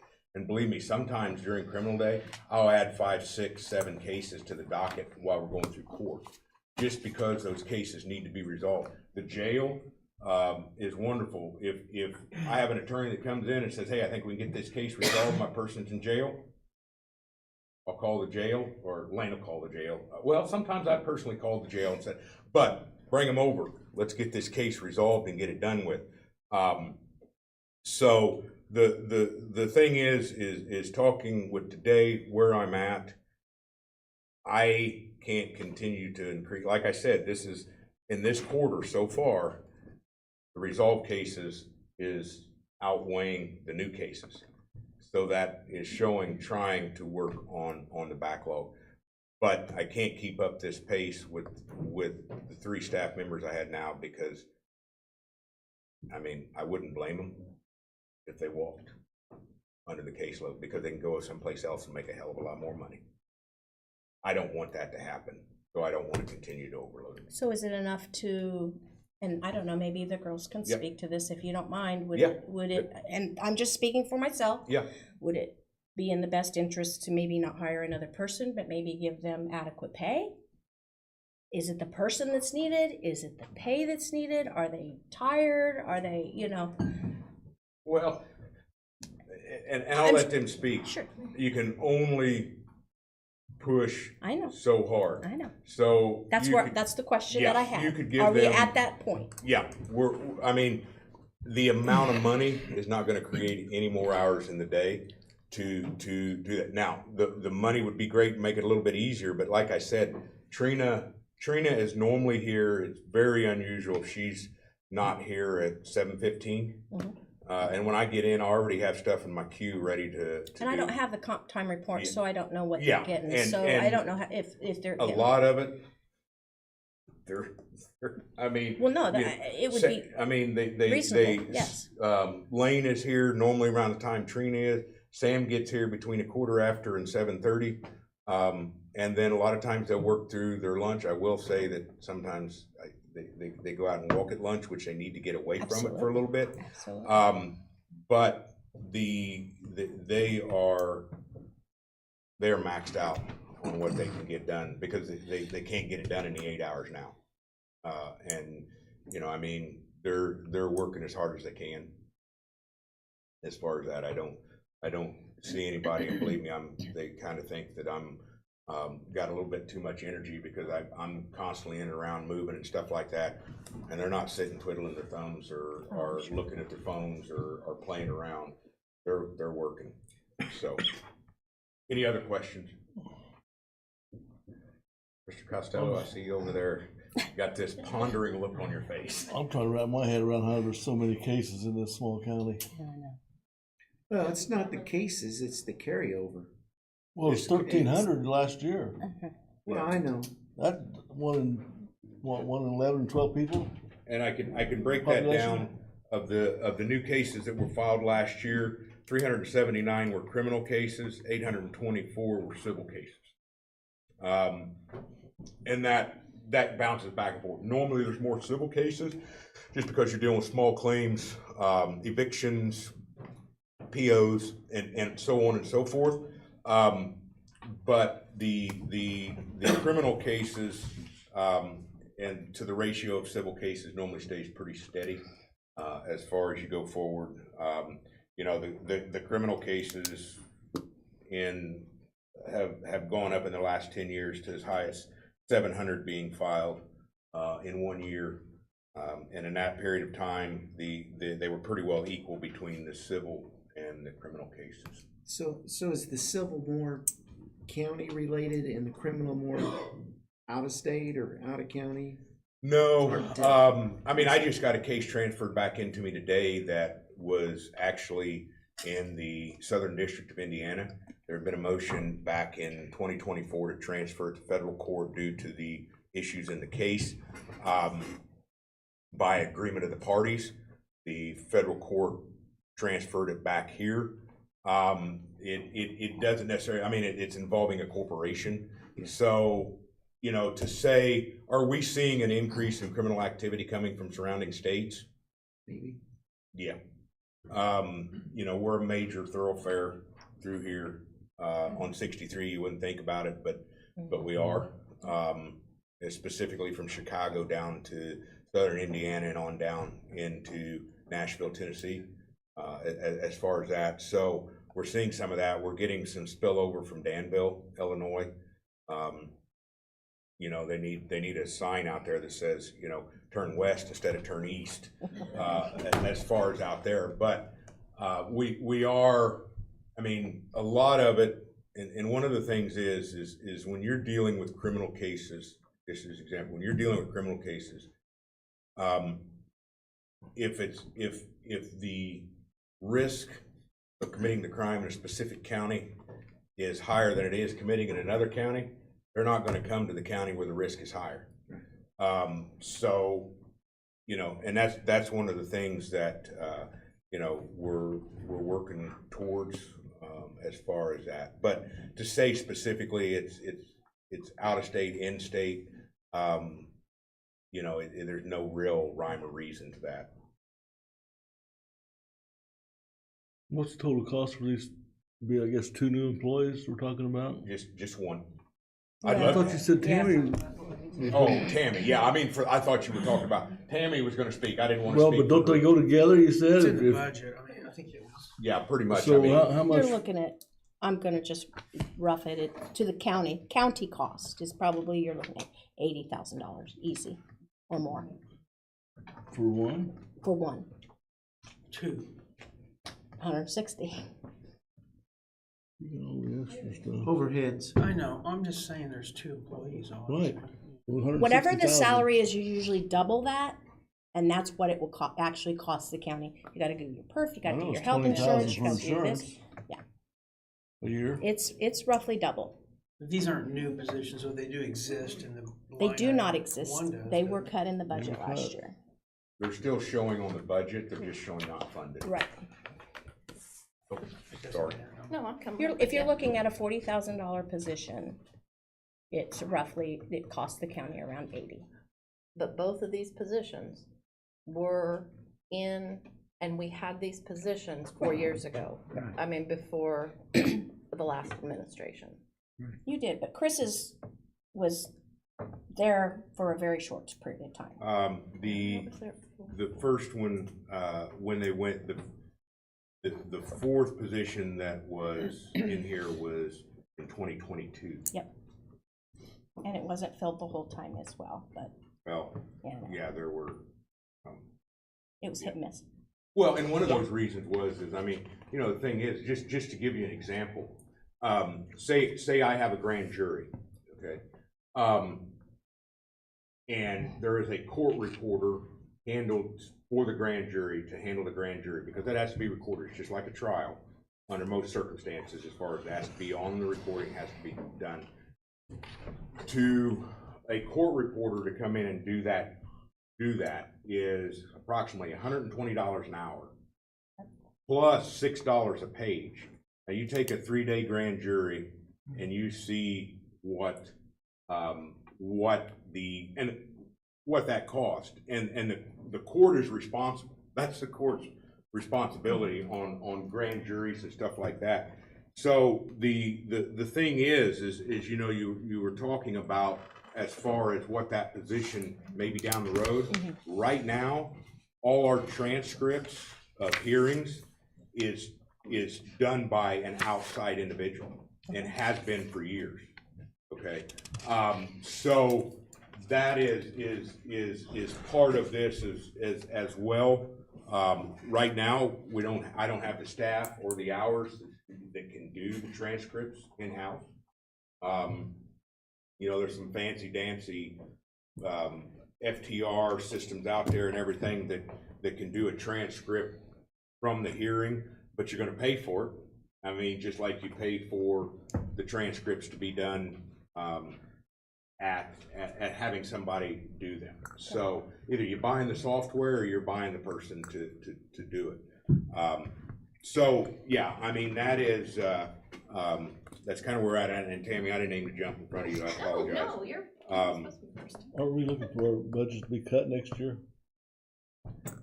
Not necessarily. I mean, we haven't seen any numbers yet from DLGF on what we're gonna get in lit and gas tax and stuff like that. I don't know. We haven't seen any numbers yet. The state has done some things that are going to impact our revenues, though. The projections are very preliminary at this point, and the ones I saw were something like $500,000. But that's county-wide. That is not just the county. Now, the impact is going to be greater in year 28, 29 than it's going to be in 26 and 20. You said 500,000 cut? Yes, but that's county-wide because of additional homestead deductions. The biggest impact, though, we were talking about this a little bit before the meeting, is changes they made to the personal property tax. And so I think our assessed value is going to go down. If our assessed value goes down, that doesn't mean we don't get more money. It just means we have to tax higher rate. So, well, and something else to kind of go along with it, we're seeing an explosion in mental health cases and competency cases. That takes up a lot more time than what CHIN's cases, child in need of services cases. Those are increasing. That take more time. Special judge cases and so on and so forth as you move forward. Those take a lot of time. Not only because I take cases from other counties, just like other counties take cases from here, and the coordination and stuff. So those are ones that do take a lot of time, and are taking more time because we're seeing more issues with competency evaluations, competency cases that are coming in, getting the doctors, because it's the court's responsibility to get the doctors to do the competency evaluation. It's the court's responsibility to pay the doctors for the competency evaluations. So, you know, I mean, those things are all increasing the workload as well. Not only the workload, but the type of cases that we're dealing with. Any other questions? I'm just trying to figure out where we're gonna get $160,000 when we're already over budget. I mean, what options or combination of options are available? Is it full-time, part-time, more overtime, combination of 3 or 4 different things that would catch you up in 2 years, 3 years? I mean, like you said, it's not going to be solved overnight, but what kind of long-range thought process is there to accomplish your goal? And what is the target date, so to speak, do you think that you might be in the future caught, not necessarily caught up, but in a reasonable position. I wish I could tell you that, because then I could tell you how long I needed the individual for. Yeah. The aspect as far as like part-time or overtime, overtime, you're just increasing the stress on the individual and keeping them in there longer, and then therefore more disgruntled. Well, my thought is, I don't want this to go on for years. Yeah. My goal is to try to solve it in 3 or 4 years. So if we were attempting to set a goal and a timeline, yeah, what would you need? I would suspect you need more than one person. So you know, and then after that, then we'll figure out what it is. But is it 2 people, or is it one person full-time, one person part-time? Well, and I didn't dare come to the council to ask them for 2 people. Well, what I'm saying is, what I'm saying is, if we know that was one of the questions I had. Why aren't you asking for 2 people? So, because I didn't want to get tarred and feathered and put out the door. The thing is, if we know our budget's going to be very tight for 2028, 29, it's best to solve it now.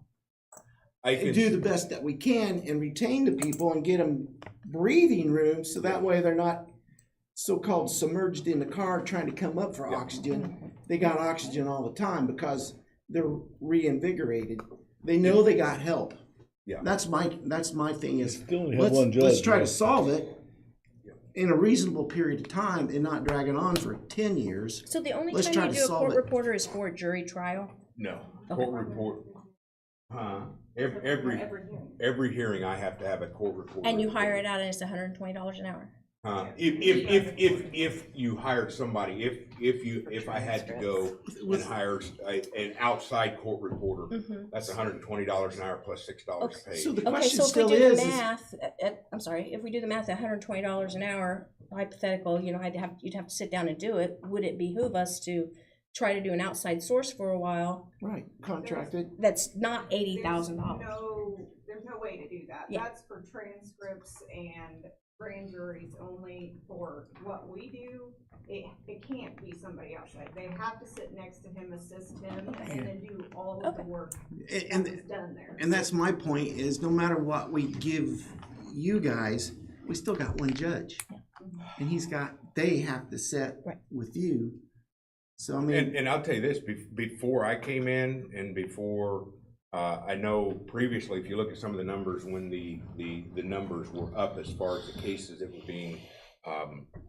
were being disposed of, they actually had 2 court reporters out in the courtroom with the judge. Okay, so I have one that's out there with me. And not only is she taking notes, she's making copies, she's getting this to the defendant to sign the terms of probation, going here, going there. And I started getting up off the bench and doing that, and I was told to sit down because I messed too many things up trying to help out. I made a copy and actually threw it away, and then they searched for an hour trying to find. So needless to say, it's not just sitting there at the computer on specifically, in even civil cases, but more so on criminal cases. It's not just sitting there and at the computer. You know, they might have a case like those cases I was telling you. Just go ahead and bring them over from the jail. Let's get them taken care of. They've got to go in and add them to the system. And it takes time to get them added into the system and then get them kicked to me so I can handle the cases. So the thing is, and the other thing is too, is there's so many confidentiality and privacy things that we have to go.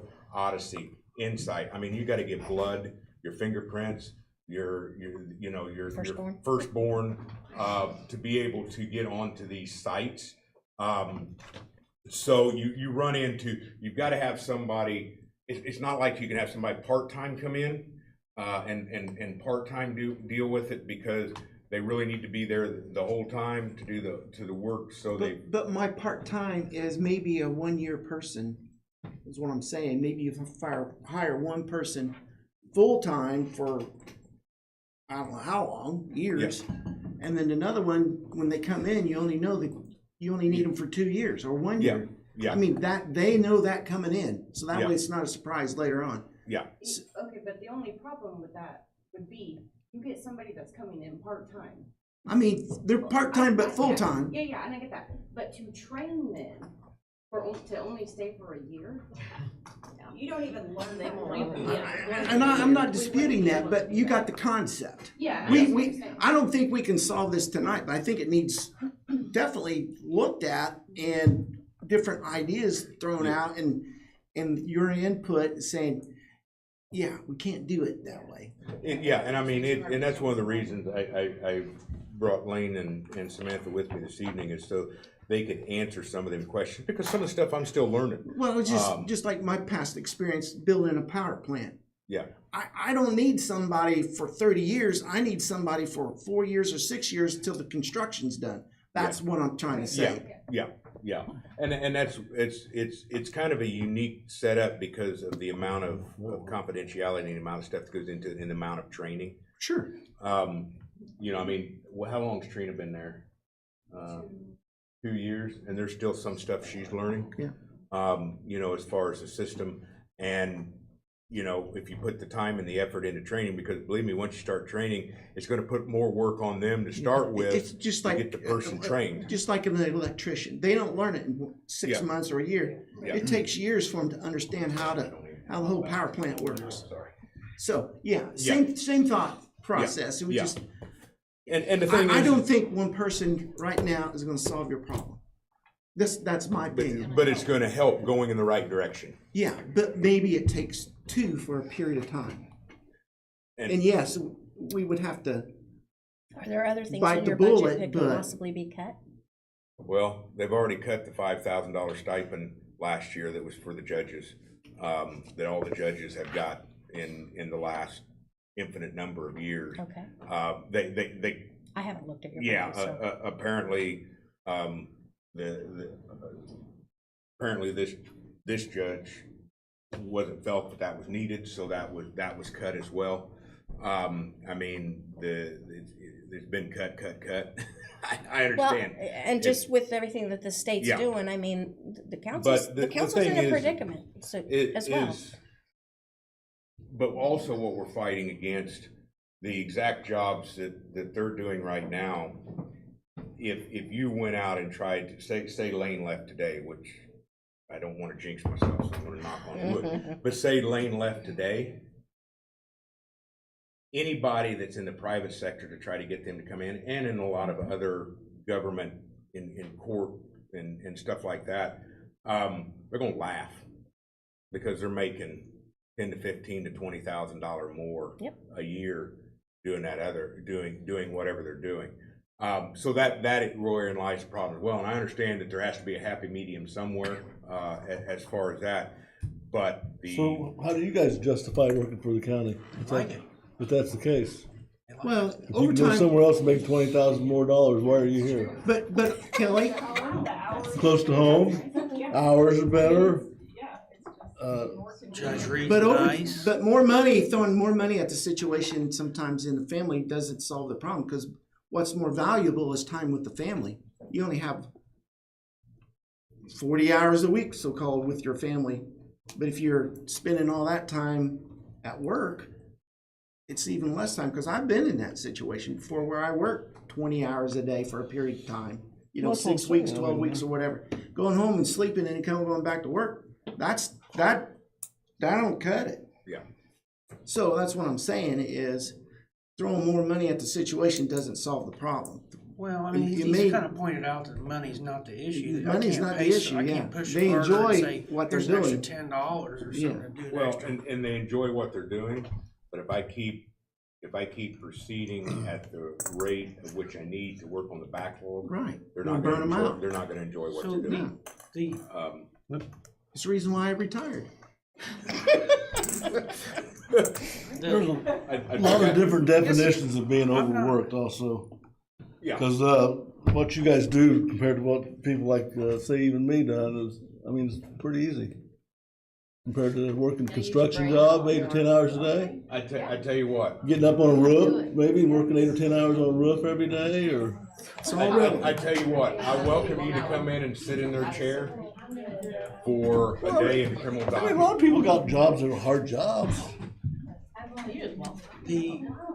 The I think judge was, yours goes right along with his. I mean, didn't we got some both of them Indiana at the same time. appoint a temporary judge for a while after we had a judge retire? And the situation in that case, and I don't wanna get away from the mic, that's a whole different ballgame. It just made them because mad. What well, I mean, when you take somebody that's working very hard and pouring their blood and sweat in it, and you say that your job is more important than I theirs. didn't say it's more important. That was harder. You've never done it, how do you know how hard it is? You said their job is You harder have than no ours. idea what they see, trust me. I Okay? don't think they have any idea You what have a no idea. construction job is either. I Sir, don't think anybody's betting on construction people. I've worked construction, it's a damn hard job. Yeah. But who are you to sit up there and tell people that work here every day on cases that turn your stomach, oh, your job is easier than that job or that job? Come on, I mean, that's out of line. I'm saying it's not any harder than anybody else doing that same job. You owe them an apology. No, I don't. Yeah, you did. All right. My Anyway, question we'll move was, And here, and the question you had. no, I just had a simple, well, a couple questions. Yeah. But one was, at one time, we had a county judge who was elected, he retired, I believe, and then the state appointed a special judge to fill the role until, is that did that hurt too? Because did temporary judges say, well, I don't want to really No. mess with this Judge right Hall now? was the judge that was brought in. Judge Hall, in case you don't know, Judge Hall was blind. Yes. Okay, and Judge Hall had been on the bench for 40-some years. Judge Hall worked harder in this court than any other judge during the time of period he was here. Good. Yeah. Judge Hall, and I'm gonna speak very bluntly on it. Judge Hall, we about killed him, okay? Because of the workload that he took on, he had a heavier docket than the elected judge. Yeah. And so, you know, the thing is no, Judge Hall. Yeah, kept and I things wasn't moving. saying that he didn't, I was just No, asking if that had any role, like a new person said, not familiar with. No, because Judge Hall, it was interesting, if you ever sit in court and listen to him, Judge Hall could recite everything from memory. Yeah, he swore me in. Okay, so Judge Hall, his competency on the bench was phenomenal. Yeah, okay, that's fine, I can say I wasn't implying that during temporary judges, and I didn't even know who was here the whole time. Yes. But I was just kind of saying that, did we get a backlog because of fill-ins, or, sometimes that happens in industry. Where Correct. a person's temporary and maybe Yeah. you'll end up, No. they're not as efficient as a full-time person. I don't Yeah, know, I was just but asking. to answer your question specifically, Okay, no. good, and. Judge Hall, he was down here every day, and handled cases, like a professional that he's done Sure. for 40 years. I believe that. in Warren County. So that's not. Okay, and it doesn't really, I'm not looking for anything particular with that question, but I guess my other point was, at some point, who oversees your efficiency? Does the state say, hey, you're getting backlog, you Yeah. gotta do something? Does the state Indiana say, Supreme Court? does the Supreme Court, can they go to the county and say, guess what, you guys get to hire some more people, because you have the money or don't have, we gotta prove or not prove? And I won't get into it, it's called a mandate. Yeah. Vigo County just went through the mandate down there. The Supreme Court, each court has the power to mandate. The Supreme Court looks at the numbers. Yeah. Okay, and they continue to look at the numbers. They look at the computer and see how much backlog I have in my queues. And when I talk about queues, that's the stuff that goes throughout the system that I have to sign, the girls have to sign. So the Supreme Court even looks, I've got a Facebook page that I haven't been on. Supreme Court even looks at that. But they do look at the numbers, and you get a call if a case sits around too long, I can get in trouble. I can actually have to go before the Supreme Court Disciplinary Commission and explain why this case was there so long. But yes, the Supreme Court keeps track of those So numbers. if you're seeing cases in 2010 and 2019, why hasn't that happened? Well, Or has it? in some circumstances, if an attorney agrees to a continuance, the Supreme Court's not or it's a joint agreement. But I have so many days with which to rule on an order or a motion, or they can file a lazy judge against me. I have so many days with which, like on Chen's cases, by statute, if it's an emergency detention, I have 48 hours to hear that case, excluding weekends. I have to have that case in front of me in 48 hours. Had one yesterday, that was taken, no, I had it today, yes. I'm losing track of the days. Those hearings have to be set within 60 days, 90 days, depending on what goes in. I have no control over that. They're set by statute. If I have a child in detention on a criminal case, I have to have a fact-finding hearing within 14 days. Fact-finding hearing is a trial. I have to fit that in. I have certain dates that I have, and if I miss those dates, then the consequences are not good. Now, attorneys can always waive that, but I still have to set them, and I still have to have the hearing. And I guess, maybe kind of like Rick, maybe I'm kind of looking for solutions, not necessarily. Yeah. And you need this done, obviously, immediately. What, is there a time frame for the council members to do some fact finding of our own? I mean, it's a pretty big topic, really, and, you know, we need to look at numbers, look at future availability of funds, all possibilities, and I want to avoid something like a mandate. You know, I don't want to be mandated to do anything. And I understand, and you just asked if there was something.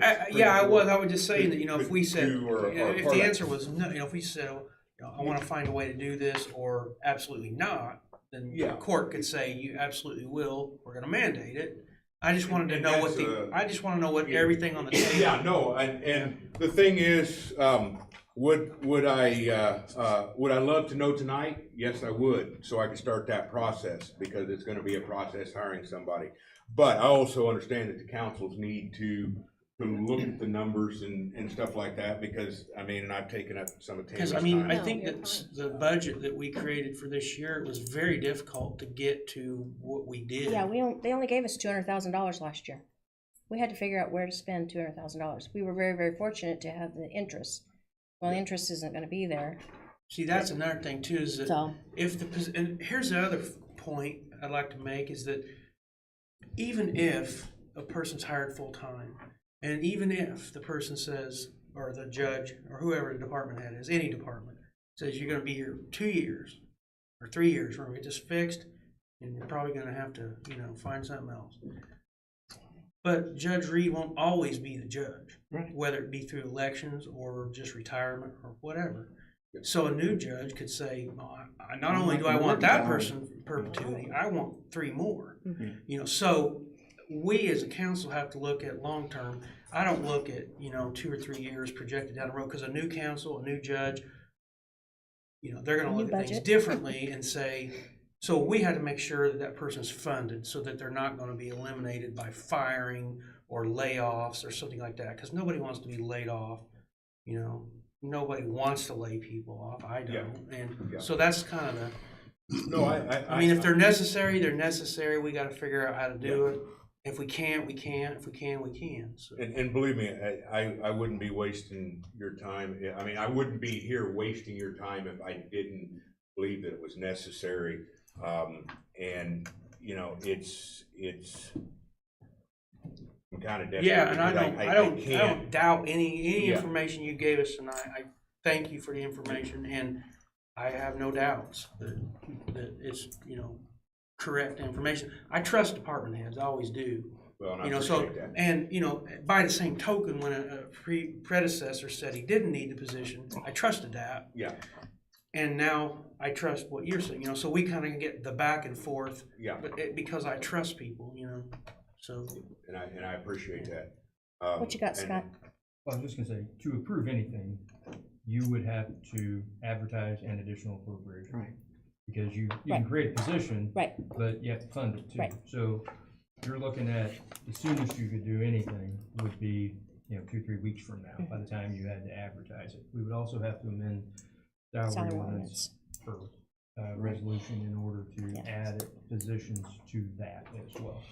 So, I mean, I it takes its time. Yeah.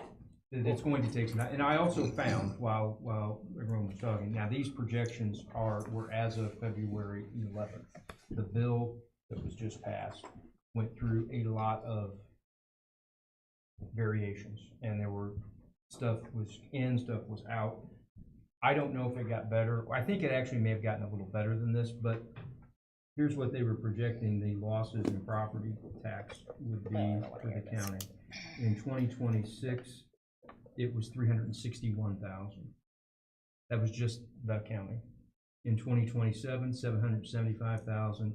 In 2028, 1,030,000. Now, I think it got better than that. Okay, I cannot find, and that was the most recent report I could find from Legislative Services. So it's probably not that bad, but I do think we ought to. Now, the other side of that, what they've done is they have also said there's some changes to local income tax. What the legislators are doing here is they're slowly strangling property tax and shifting to saying, what's up to you guys? We're gonna cut this route. We're gonna put a governor on this of how much you can get. We're gonna keep squeezing it tighter. But we're giving you some opportunities if you want to do local income tax.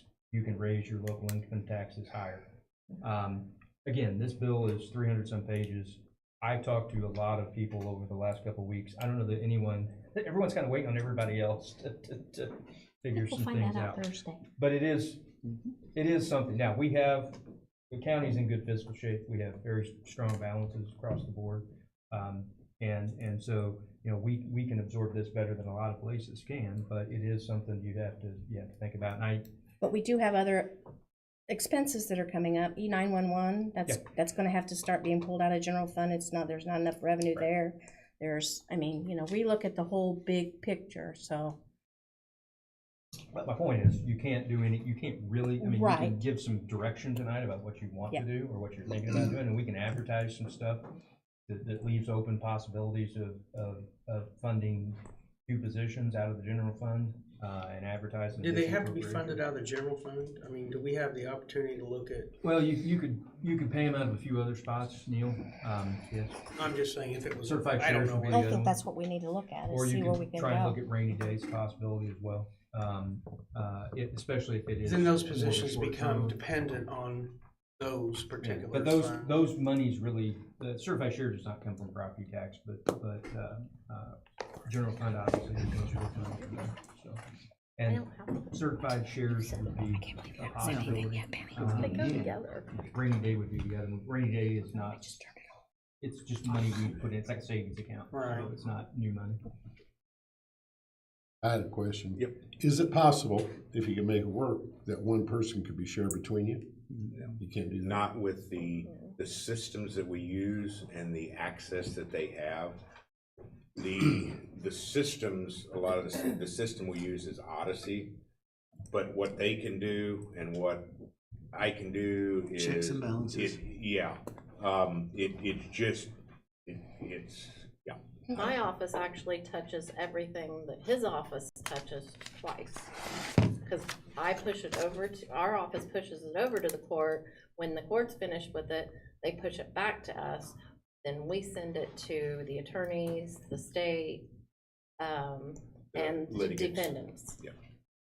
So and there's also, they deal with stuff like with Title 4D, which is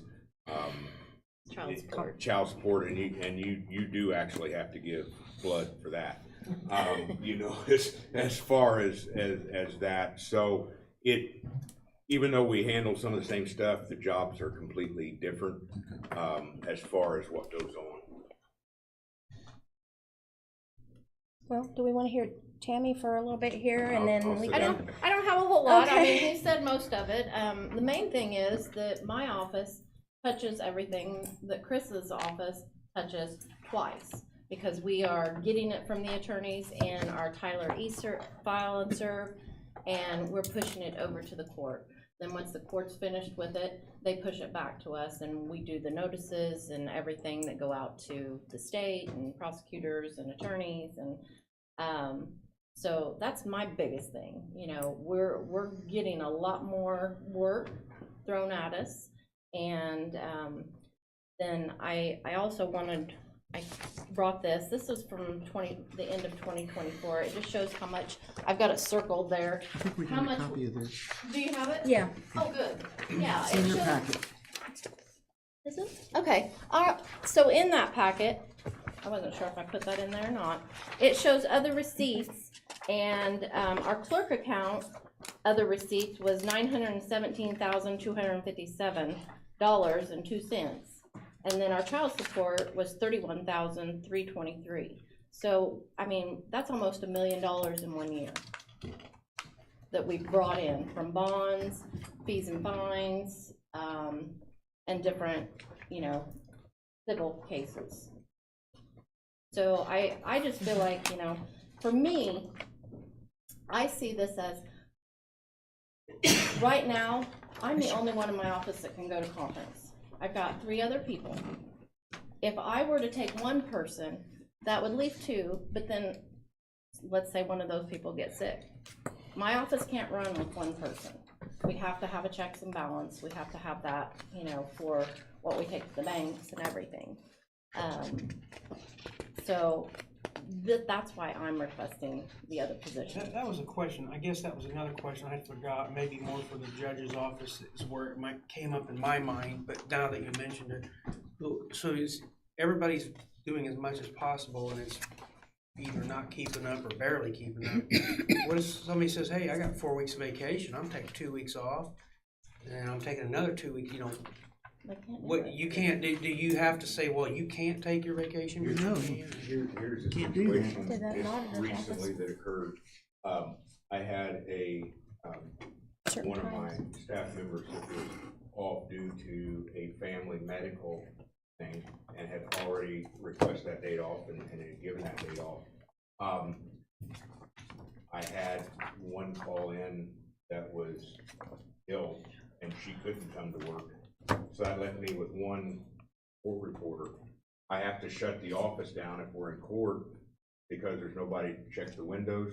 There's nobody to handle the phones because I have to have one of them out in the office with me. Well, I guess maybe that was kind of something that I've run into before at work, that we advertise, you know, we have these great benefits like time off. Yeah. And all these other things, holidays and stuff, and it attracts people, but then there's been times when people have complained and said, well, I want to take time off, but I can't because there's only, you know, you're not letting me because we're busy or whatever, and then people kind of resent feeling like they had this time and Where then if we can't had use that it. extra person, you know, it would make it a lot easier. Well, I didn't know if that on had his anything, you office. know, if that helps with people's using their benefits as far as that goes. Well, and like Tammy said, she has to have to, because they have to have checks and balances on one another dealing with the money. I have to have to because I have to have someone to keep the office open while I'm outside. And I will say that my staff is very conscientious and tries not to take time off at the same time period, which they can't right now. I mean, as far as that, 2 of them couldn't go on And vacation. I've also seen other agents, other governmental employees not use their vacation time for like years, and it stacks up. Nobody likes that. They say, well, you can't. You're not supposed to have more than so many hours in the handbook. Yeah. But then yet, there's been issues involved where employees said, I can't leave. Look, I've got, and they don't leave, and then now they've got 12 weeks of vacation. What do you do? Yeah. You know, there's been some issues with that. Well, when I left Vigo County down there, I had No, you don't all have vacation. 102 Use it or lose it. 104 days of vacation. I couldn't take vacation. I was on call 24/7, 365. And believe me, you don't want to get it in that position like you're saying because they need that time off. And some people are workaholics and they won't take that time off even though they're supposed to. And I've got some of those in my office that need to take the time, but won't. And we've had situations where people did comp time and they went way over the amount of comp time they're supposed to have because we're short. And then they were end up forced to have to take time off. They said, you will take the time off, see you later. And now we're really short because that person's not there now. So I've seen that, but I didn't know if your office suffers from people not being able to use their, you know, time off efficiently or whenever they as feel far like. as suffering, no, not currently, because now if you lose your lights right, we work it out. You know, what it would would you do? allow more, Your lights. options if I had a fourth person that would, I mean, to go along. I'm just They're saying, not not only having that pay, on. but a lot of times things like that can drive people away. You find ways. So I've got these benefits, but they can't really Just use like them, you so what's do. the point? And they You leave. find ways to fill the gap. Oh, yeah. Well, Tammy, do you have anything else? I know, I mean, this is No, pretty short. I'm pretty. I think what we I'm need to do good. is maybe sit down and try to figure out the wheres and the hows.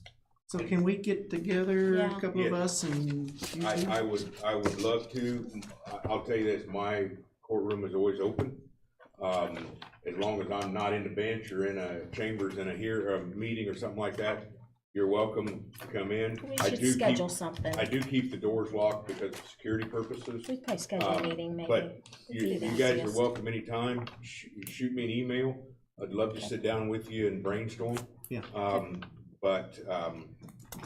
So I do appreciate you taking the time. I know we've taken quite a bit of time, but I appreciate you taking the time to listen this evening. And just let me know as far as that. And I know Mr. Craig there was talking about the procedure we have to go through. We have to follow procedure as far as that. So. Well, and what we can do is we can look at different funds to Yeah. fund, and we can advertise it out of all of those different funds. Okay. So we don't, so, well, no, we're not wanna approve it here, we're, you know, and then the Okay. next month and the next month. We can Come up with choose like which a- one of those funds we would choose, try to figure that out. Okay. And advertise it that way. And whatever you do would just be for the rest of this year. Yes, So, yeah, the budget will come up again in September. Correct, yeah, Right. yeah. Okay, All right. thank you very Thank you. much, I appreciate it, thank you. All right, where am I? the end. open Am I? So we got. public? Public comment. We got Julie here. Yeah, we got Julie. Julie's here. Okay, well, Bruce is coming up for, whoever. Go ahead, Julie. Come on, Julie. Julie's not on there. $78, but he won't pay it. But, well, listen. Julie. I sent everybody No, not everybody. I sent a report and it went to the wrong email address Yes, and you then did. I was missing several. So Ashley said she would send it on to everyone. She Did did. you guys get it? She did. That is really, so the first page that has our letterhead on it just talks about the runs that we've had so far this year, January through May. And everything is updated to May 6th because our claims, I think, was May 5th that they went out, so I balanced everything up through May 6th. So far this year, we are at 704 total responses just in Vermilion County. 619 of those resulted in transports. We do some long transports over here. Some of those north calls going into Danville they're a little crazy. We were at $292,021.55 in revenue. We were at $542,000. I don't know that that's 100% accurate for the expenses. Yes, it is. It's because we had a payroll go out, but not the revenue hadn't come in yet. I hadn't received in. Revenue's always a month behind because I have to wait until the 30th or 31st of the month. We have to count all that revenue and then it doesn't get receipted in until we get our bank statement to make sure that we're accurate. So all of January's revenue actually gets receipted in like February 5th. So that's why it looks like we're behind, but we're not. On average, so the next pages that had the ledger, I did that so it was just really easy to reference because I'm sure you guys are used to. We use the Harris system. I don't know what your reports look like, but our monthly transaction histories are a whole bunch of words, and so I just did the ledgers to make it easy to understand. So I did a month by month. It is a 100% ledger of everything that we've spent out of all the Vermilion County lines and 100% of everything that's come in. So on average, we're staying between $80,000 and $85,000 behind right now, month to month. So it changes every month, but it averages out to about $80,000 to $85,000 that we're staying behind. Of course, the biggest part of that is personnel. So we've had a couple of, I'm not going to call them issues, but a couple of things arise. We have one that's pregnant, due any day. Well, she's due, I think, the first week of June, plans on working up until then. We have another that is pregnant, had a lot of complications, had to leave early, so she ended up dropping down to PRN because she didn't have enough time saved up. Which is to be as able to get needed. paid. Yeah. PRN. Sorry. Yeah, she's as needed. As needed. It's part-time. So she dropped down, and unfortunately, she just got her medic right before she got pulled from the truck. So she's gonna come back to clear for her medic, so it was exciting. We did just hire to fill her position full-time. We had another employee that was off on work comp that had to have knee surgery, so there was some swinging of employees, which made our overtime fund go up while we were shuffling people around to fill open positions. Other than that, everything is going really well. I'm nervous to say it, but going really well. Everything's been smooth. I check in with the employees all the time. I am over, it's just like any children. I'm just gonna say it's like raising children, because if I'm at Rockville, then everybody says Rockville's my favorite. If I go to Perrysville, then Perrysville's my favorite. And if I'm at Clinton, Clinton's my favorite. So I check in with everybody equal amounts of time, but I like them all more, if you ask them. That's funny. So any questions? Yeah, are you doing your own billing? No. You have somebody else doing that? We, 2018, I think, was the first year, so it would have been late 2018, beginning 2019, we outsourced billing, because it is so hard as a private agency, a small private agency. Now, if we were big city, even all the big cities around here outsourced, but it is so hard and so expensive to keep up with all of the codes and the things that you have to do, the certifications and compliance and everything that's encompassed in that. Number one, I only have 2 admin staff. So if I want them both to be able to do it, then there's nobody in the office all the days that they're required to go do their training. It was a pain, but I think it cost us about $32,000 a year for all of the things that they had to do, all the software that they had to use, and our revenue on average was about $357,000. That's a good choice. We outsourced. Our revenue last year was $875,000, and our cost for billing was about $28,000. Yeah. Worth it. So. Yep. Yeah. More than worth it. That's the way to go. I mean, sometimes Medicare will change stuff like just they just have a whim or something, and we get notice that it's going to be changing, and then it has to go through the law process, and Now, so July and January we get big changes. With the deficit, are you wanting us to make an adjustment to that?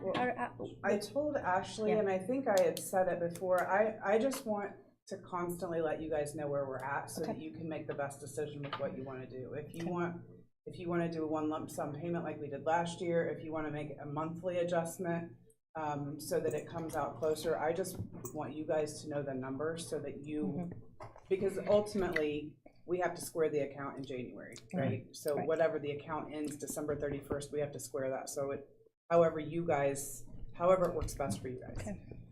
Would you be opposed to quarterly looking at some type of a settle up? Wouldn't be opposed to that.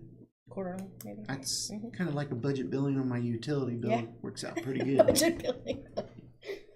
Yeah, it's, I mean, the agreement between the counties and the contract is just that by the end of December, we take the first week of January to figure out, to make sure that we're square and everything balances, and then it just has to be made up then. So the timing doesn't matter, but I don't want to get to the end of the year and everybody go, where'd that number come from? But that's your average every month. That's been if you look at the very, very bottom, well, of all of these pages, not the total disbursements, but to the right, whatever that number is, that's how much we're behind for the month. Okay. And like I said, it averages out about 85 on average every month. Okay. I haven't got to talk to you for a while. With Commissioner R.J. Donovan in the room too, I know that at some point we had talked about ambulance stations, and I think that there's still, as far as I know, there's still a committee that was, it's an older committee now. I think it's been 3 or 4 years, but I'm still, I don't know about the rest of the council, but I'm still highly interested in new stations. I know there's been discussions about needing possibly a 3rd station, but I don't look at that as being a a reason not to pursue, you know, better locations for the other two perhaps. I think being at the firehouses was always kind of a temporary fix in my mind for permanent county-owned facilities in the best possible locations. I assume the commissioners are still considering, I don't want to speak for them, but I'm just saying I assume that they're still interested in ambulance stations because we did have some funds available, there's grants available, we got some drawings, and whether the locations change or the building changes is, you know, that's to be discussed. But and the number of stations, of course, is always a question. And but I don't know how the station's working out. The south station is going well. The north station, we're still having issues. Yeah. And I feel bad because I'm not saying anything about that fire department. The Sure. people are amazing. It's a really old building.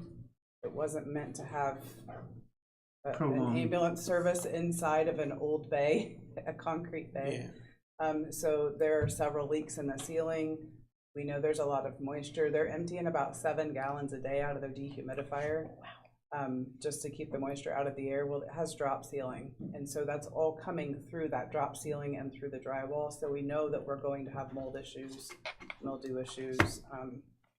It wasn't meant to be a permanent solution. Yeah, I mean, I think at the time we had to make choices on what we're going to do in this crisis situation. We did, and I think that I've talked to the commissioners in person at meetings, and I'm sure they've got a full plate of things to do, and that's part of it. But I'm always interested in public safety, and I think, like I say, long term, it's been a goal of mine to have county-owned, county-operated facilities for the ambulance service.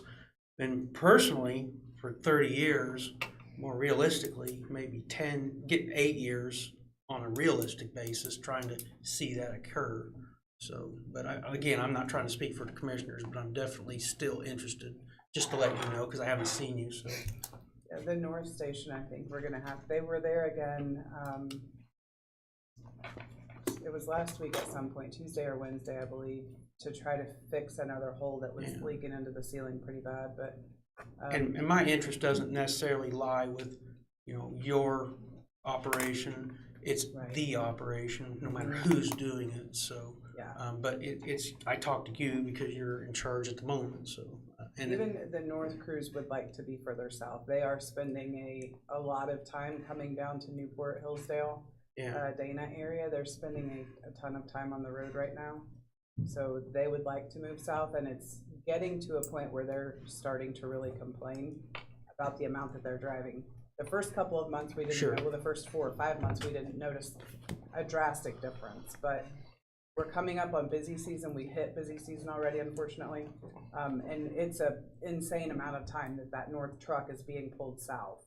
Sure, and I think that like our ideas of having the 2 station, if it's a 2-station solution, that those locations we're going to improve run times. If there's a third added in the middle, that will even be better. But it all goes back to money. So do the best we can with what we can, what we have. A lot of money. A lot of money.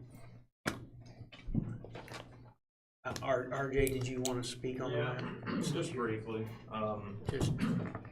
RJ Donovan, County Commissioner. So actually I stayed up here all night tonight. I'm glad you're here. Yeah, thank you. Likewise.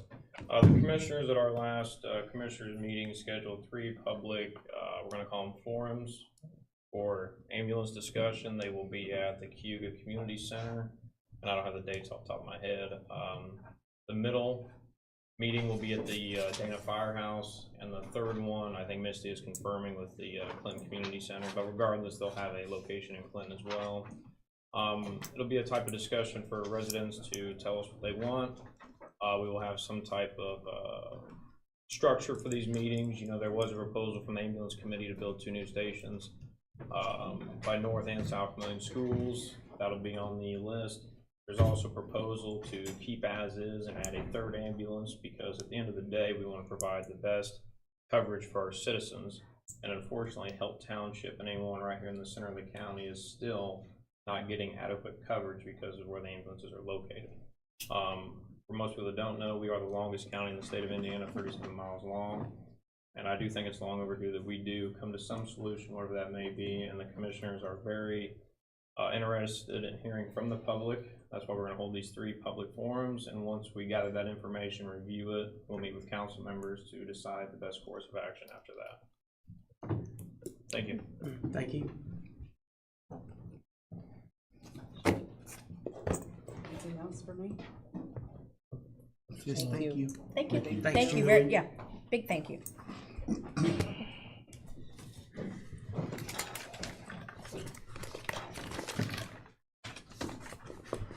Bruce Ackerman, I'll be very brief. I said something from the back of the room and I didn't say my name. I wanted to come up here to say my name, tell you I own every word that I said. I thought you were disrespectful, Kelly. They don't deserve that. I think you don't know- misunderstood don't know what I'm trying they to do. say. You, maybe. That's Maybe all. I there's mean, they may be the confusion, hardest maybe working at I'm what they confused. do Okay. on the planet. But I'm just saying there's levels of hard work. That, exactly. That's So what I'm maybe there's saying. confusion. There is. But I didn't want to be disrespectful to the rest of the board by saying something from the back of the room. I should have come to the podium and said it. Thanks. I should have worded that better. I agree. Any other public comment? I don't know if this is public comment, but Okay. while 6 of you are here, could we talk about, and one commissioner, I think is still amongst us. I think I heard RJ was here at some point. So could we talk about a date, perhaps that last week of May, for maybe like a 6 o'clock-ish meeting, or the first week of June? Or maybe, actually, what I would suggest is maybe if we could pick 2 dates, and then that would, because I know the consultant we've been working with would also like to attend and discuss the economic development stuff as well, John Myers, and so whatever. And I know we're not all gonna be here, but. Just for the record, yes. I have the commissioners' courtroom, June 2nd, and then the commissioners' meeting is June 3rd. So those 2 days of that week are shot. The ambulance meetings and commissioners. Can we do it last week? You have those dates? I'm gonna be here, but you can do it without me. Don't ask me which one's which. How many do but we those are the need? dates. 4 of you at least. 4. To be here. I'm in Florida. And we can Last do week of something virtual too. I mean, we could try and set up something so others can participate. I know that these are 2 lingering issues that need to be talked about, and I think we're at a point where we're ready to talk about both. Let's pick a day the last week of May and pick a day the last week or the first week of June. What can we do? I'm just gonna throw this out. Can we do them before the commissioners meeting? That way we're already here. So-called here. I mean, one group would be. Come on, RJ. I don't know how long it'll last. RJ, why don't you just have a seat up here? I thought RJ Donovan, Commissioner. There's a chair right here. Yeah, I would say it's possible, Rick. I wouldn't say it's feasible because Misty Hess works at ISU all day, and I think it presses her to get here for meetings at 6. Commissioner Peebles works swing shift out at International Paper. Well, I won't say swing shift, maybe it's just alternating, but regardless, it would be up to them. For me, I could potentially do that, but that's not a majority, and I'd like to have the full board here for that. So I would just suggest you guys pick a couple dates, and I'll text the commissioners tonight, have them check their schedules. If we can't make it work, then we can't, but I just think we gotta start somewhere. And yeah, I would say I'm pretty flexible. Anything on the calendar on the 27th? That's of one May? of their ambulance meetings. Oh, it is? Yeah, their Thank you. meetings. Thanks, ambulance Eric. Meetings are 22nd, 27th, 29th. Okay. Yeah. Sounds right. So Yeah. you've got Memorial Day. 28. It looks like the 2 Wednesdays. Honestly, it looks like the 2 Wednesdays. The 28th and the 4th. And the 4th. I can do the 28th. I can do the 4th. I can do the 4th. And I'm fine Either with doing Wednesday something I can remote. do. If I could be remoted in, I'm happy with that. I could do that. Just be sitting by the pool. Yeah, just if somebody would just send the commissioners, or if you guys just want to put it on email or whatever, send me a text of the date you guys pick. I'll send an email around. I may not be tonight, but I'll send an Make sure you email get my around. right email, please. Pardon? I would like to formally say I do not have a dot by my name anymore. It's underscore. A lot of these emails are going to go on. And I would, I need to ask him that if he does actually get something that looks like it's to me, if he would just forward, I don't know if you get it too, but if you could just forward it to me. And yeah, to see. Because So I'm you're missing some, without I'm missing a some dot. stuff. Yeah, it's not Brenda.Furry anymore, it's Brenda underscore Underscore. Furry, so if you don't get the right one, Ron And- gets it. Yeah, and then going forward with that emails, the commissioners have test ran with a few offices, like the auditor's office. When he's no longer in office, the incoming auditor will just take his email because it's auditor one. There will be no more of this forwarding. The new one will just have a reset password. They can log in. They will be able to backtrack and see everything that was in that. So we would like to do that countywide, but not all elected officials are in favor of doing that. So the veterans officer, hers is like veterans.op. So if she's no longer here, whenever she decides to leave, that'll just be transferred to the next one. And the next thing, I forgot to say, on your guys' next council agenda, you will see an additional appropriation for some work to be done to the courthouse. Last year, the former Board of Commissioners, we'd asked Terry to look at some spindles with some issues in the courthouse. Took Terry 3-4 months to actually find people because there's like hardly anybody that works in these courthouses. He was able to secure 2 quotes. You'll see one of them is for a cleaning and a coat to go on the courthouse. That's the cheaper of the two. I think like, I'm gonna say 38,000. And to fix the spindles, I think is upwards around 60-70,000. Yeah. And he's got some really good pictures of that and stuff. So you guys will see those. And I know a lot of times you want to see 2-3 quotes, but he tried everything he could, and there's just no. And some people just refuse to come out and quote them. So anyway, you'll see those on your agenda as well, because there's no money in the maintenance or courthouse fund to fix something like that. So anyway, all I got. You guys anything else? Check it out. You can't leave yet, we're not adjourned. I'm leaving. Any other public comment? Yeah, one, on the additional appropriation request for the surveyor's office, the invoice was $78, the request was $300. What am I missing?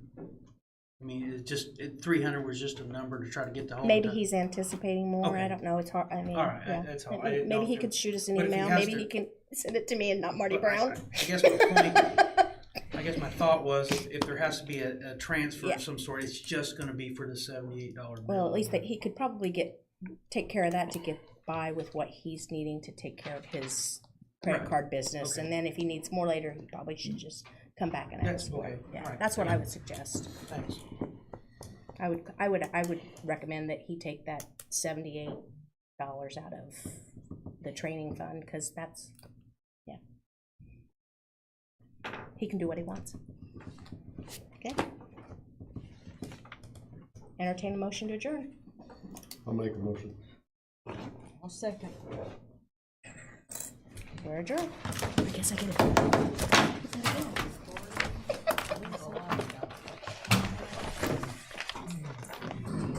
We will start the chain of signing, there's only 2 things. Oh, let's start it down there and bring it down. Yes. We have our exit Yeah, I tomorrow know. morning. Okay.